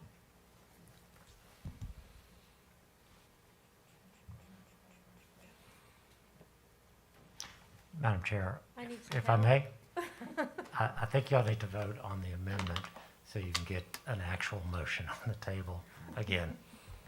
Right, and I think that's what Mr. Greiser Yeah, was trying to that's get at. correct. Do we need to have that approved? No.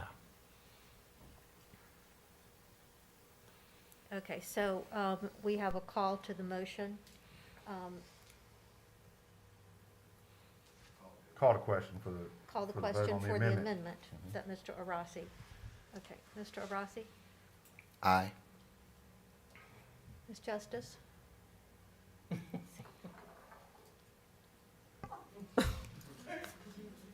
Aye. Ms. Berg? Aye. Mr. Greiser? Nay. No. Ms. Ligon? No. Mr. Terry?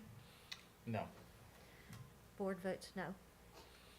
Okay, so we are, Can I call to question the original motion?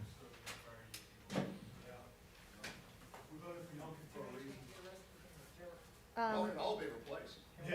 Oh, please, I get $160 a month, bud. You know, you think I care to sit there and listen to you badmouth Mr. us? Greiser, Mr. Greiser. Easy, John. All right, guys, if you would like to remain, please remain quiet.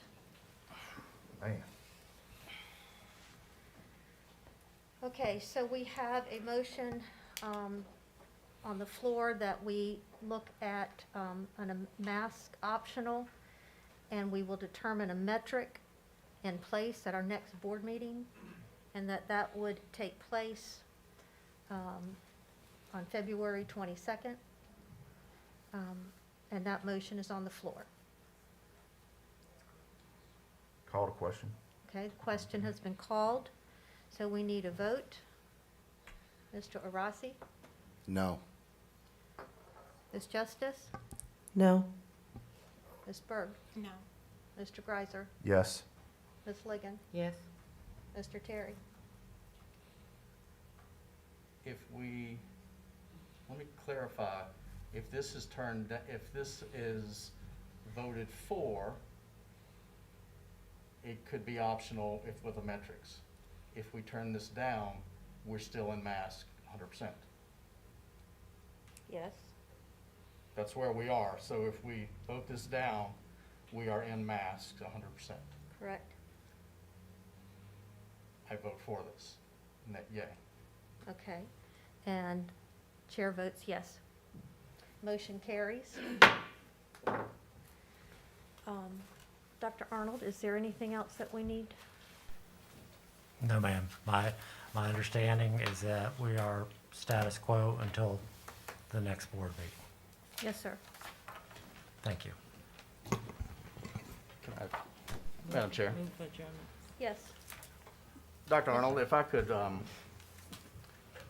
get you to come to us at the next board meeting with local metrics, state metrics, county, just so that we can see what's, we know 30 is not the number. Maybe 200 is the number, maybe 150, I don't know what the number is. That's Right. what we're looking for. Sure. That's the question. We want to see kids come out of these things also, but we want to see it done right.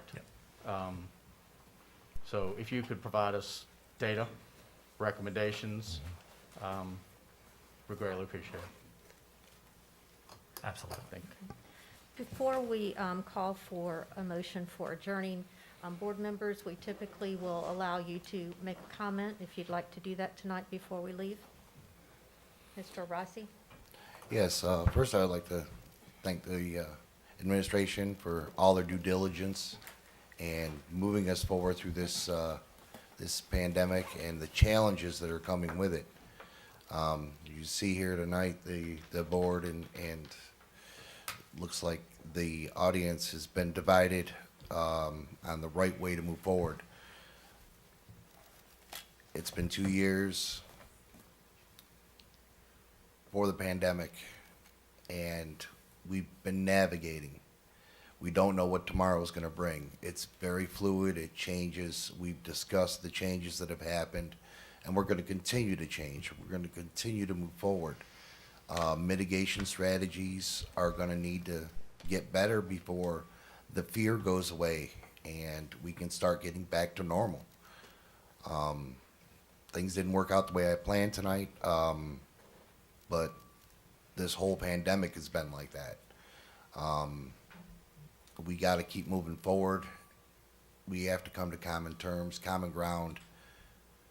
You know, it's very frustrating, and the longer we're here, the more frustrating it gets. To get back to normal is what we all want in the end. We all want to be safe, our kids to be safe, educated, and moving forward. This is a barrier, and the only way we're going to overcome it is if we all come together and overcome. We're not going to do it back and forth. It failed tonight. The governor was elected. His campaign was to put the power back to the parents. I think we failed. Next meeting will matter. Your input will matter. So please, contact, talk to people, voice your opinion, your concerns. We need to make the right mitigation strategies to get away from masks and to get our freedom back. What do we have to do? Thank you. Okay, Mrs. Justice. Madam Chair, thank you. Thank you very much for coming out. Thank you for reaching out. Don't give up. I'm disappointed that we discarded tonight following the Constitution of the Commonwealth. But the time until our next meeting will give us more opportunity to gather more data. The concerns about being the guinea pig, there's research out there, and we can look at that, and there will be more discussion. Keep involved. Talk with your friends. Talk with your administration. Talk with us. We all want to serve you, and maybe by the time the next meeting comes, maybe we'll have some court cases settled. Mrs. Berg. I don't think the board wants to hear what I have to say, so thank you, Madam Chair. Thank you. Mr. Greiser. Madam Chair, first of all, I apologize for losing my composure there.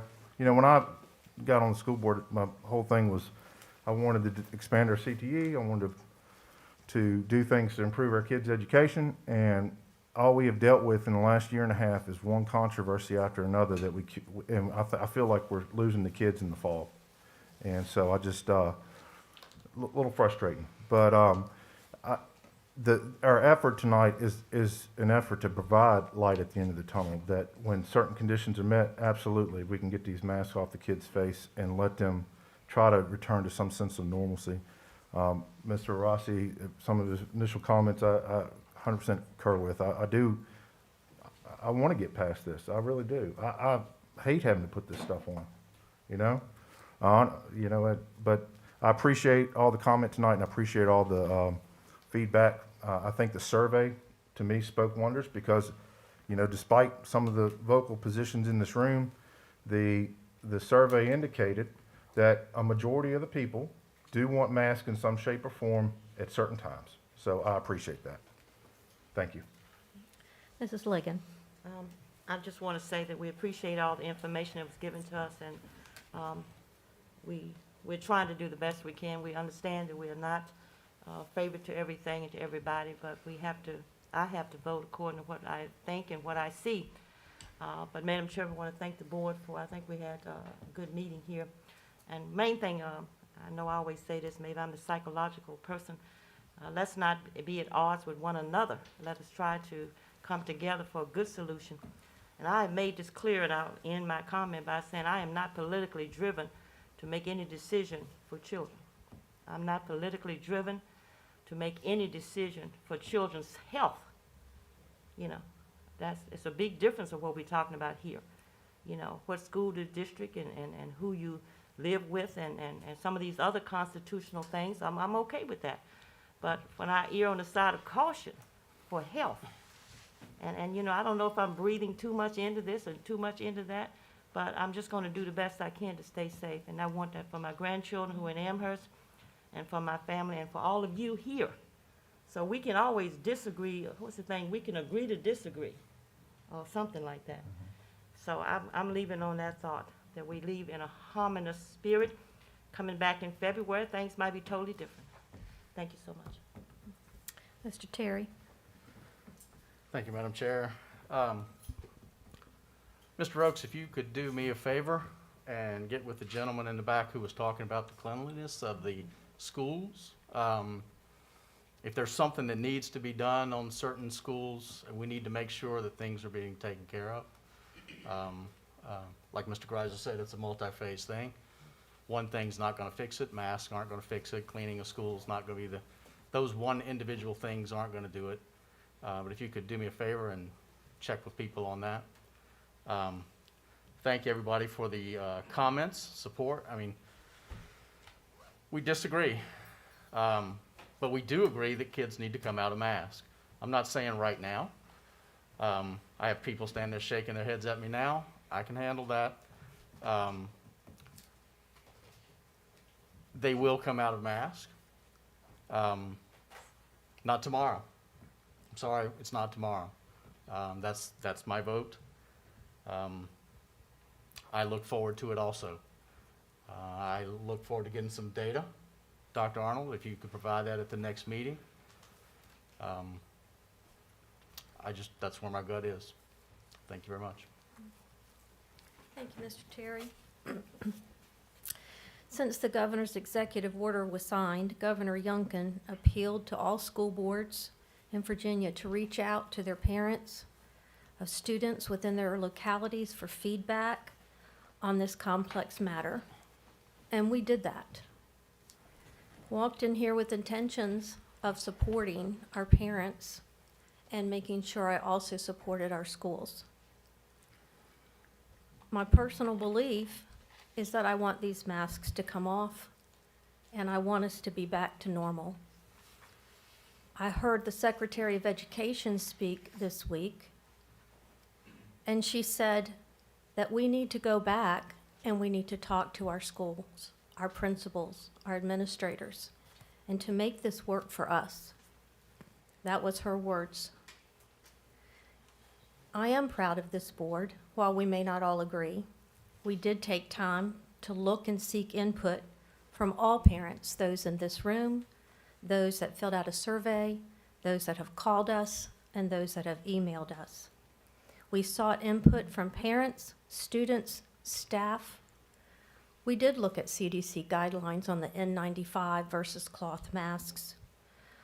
We've looked at our local data.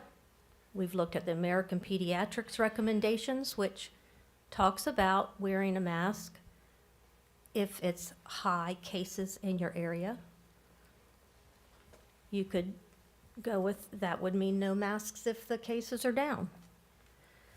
This board has proceeded with thoughtful and careful deliberation in making its decision, and it is a reflection of our desire to return to normalcy, and in a way that considers others in the process.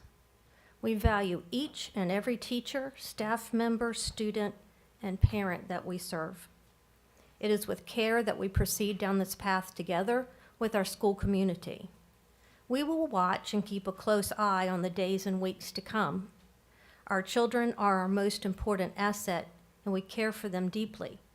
We must keep them in school in person. We've been tasked with that by the state, that we educate our children. We have to keep them in school. And that's going to take wisdom and collaboration from everyone. So I think we can agree we want to keep our kids in school. I think we can agree that we want to get rid of the masks. And I think we can agree that we want to be back to normal. How we do that, we need to do that together. And I appreciate the opportunity to serve with you and to serve our community, and looking forward to this pathway back to normal. Thank you.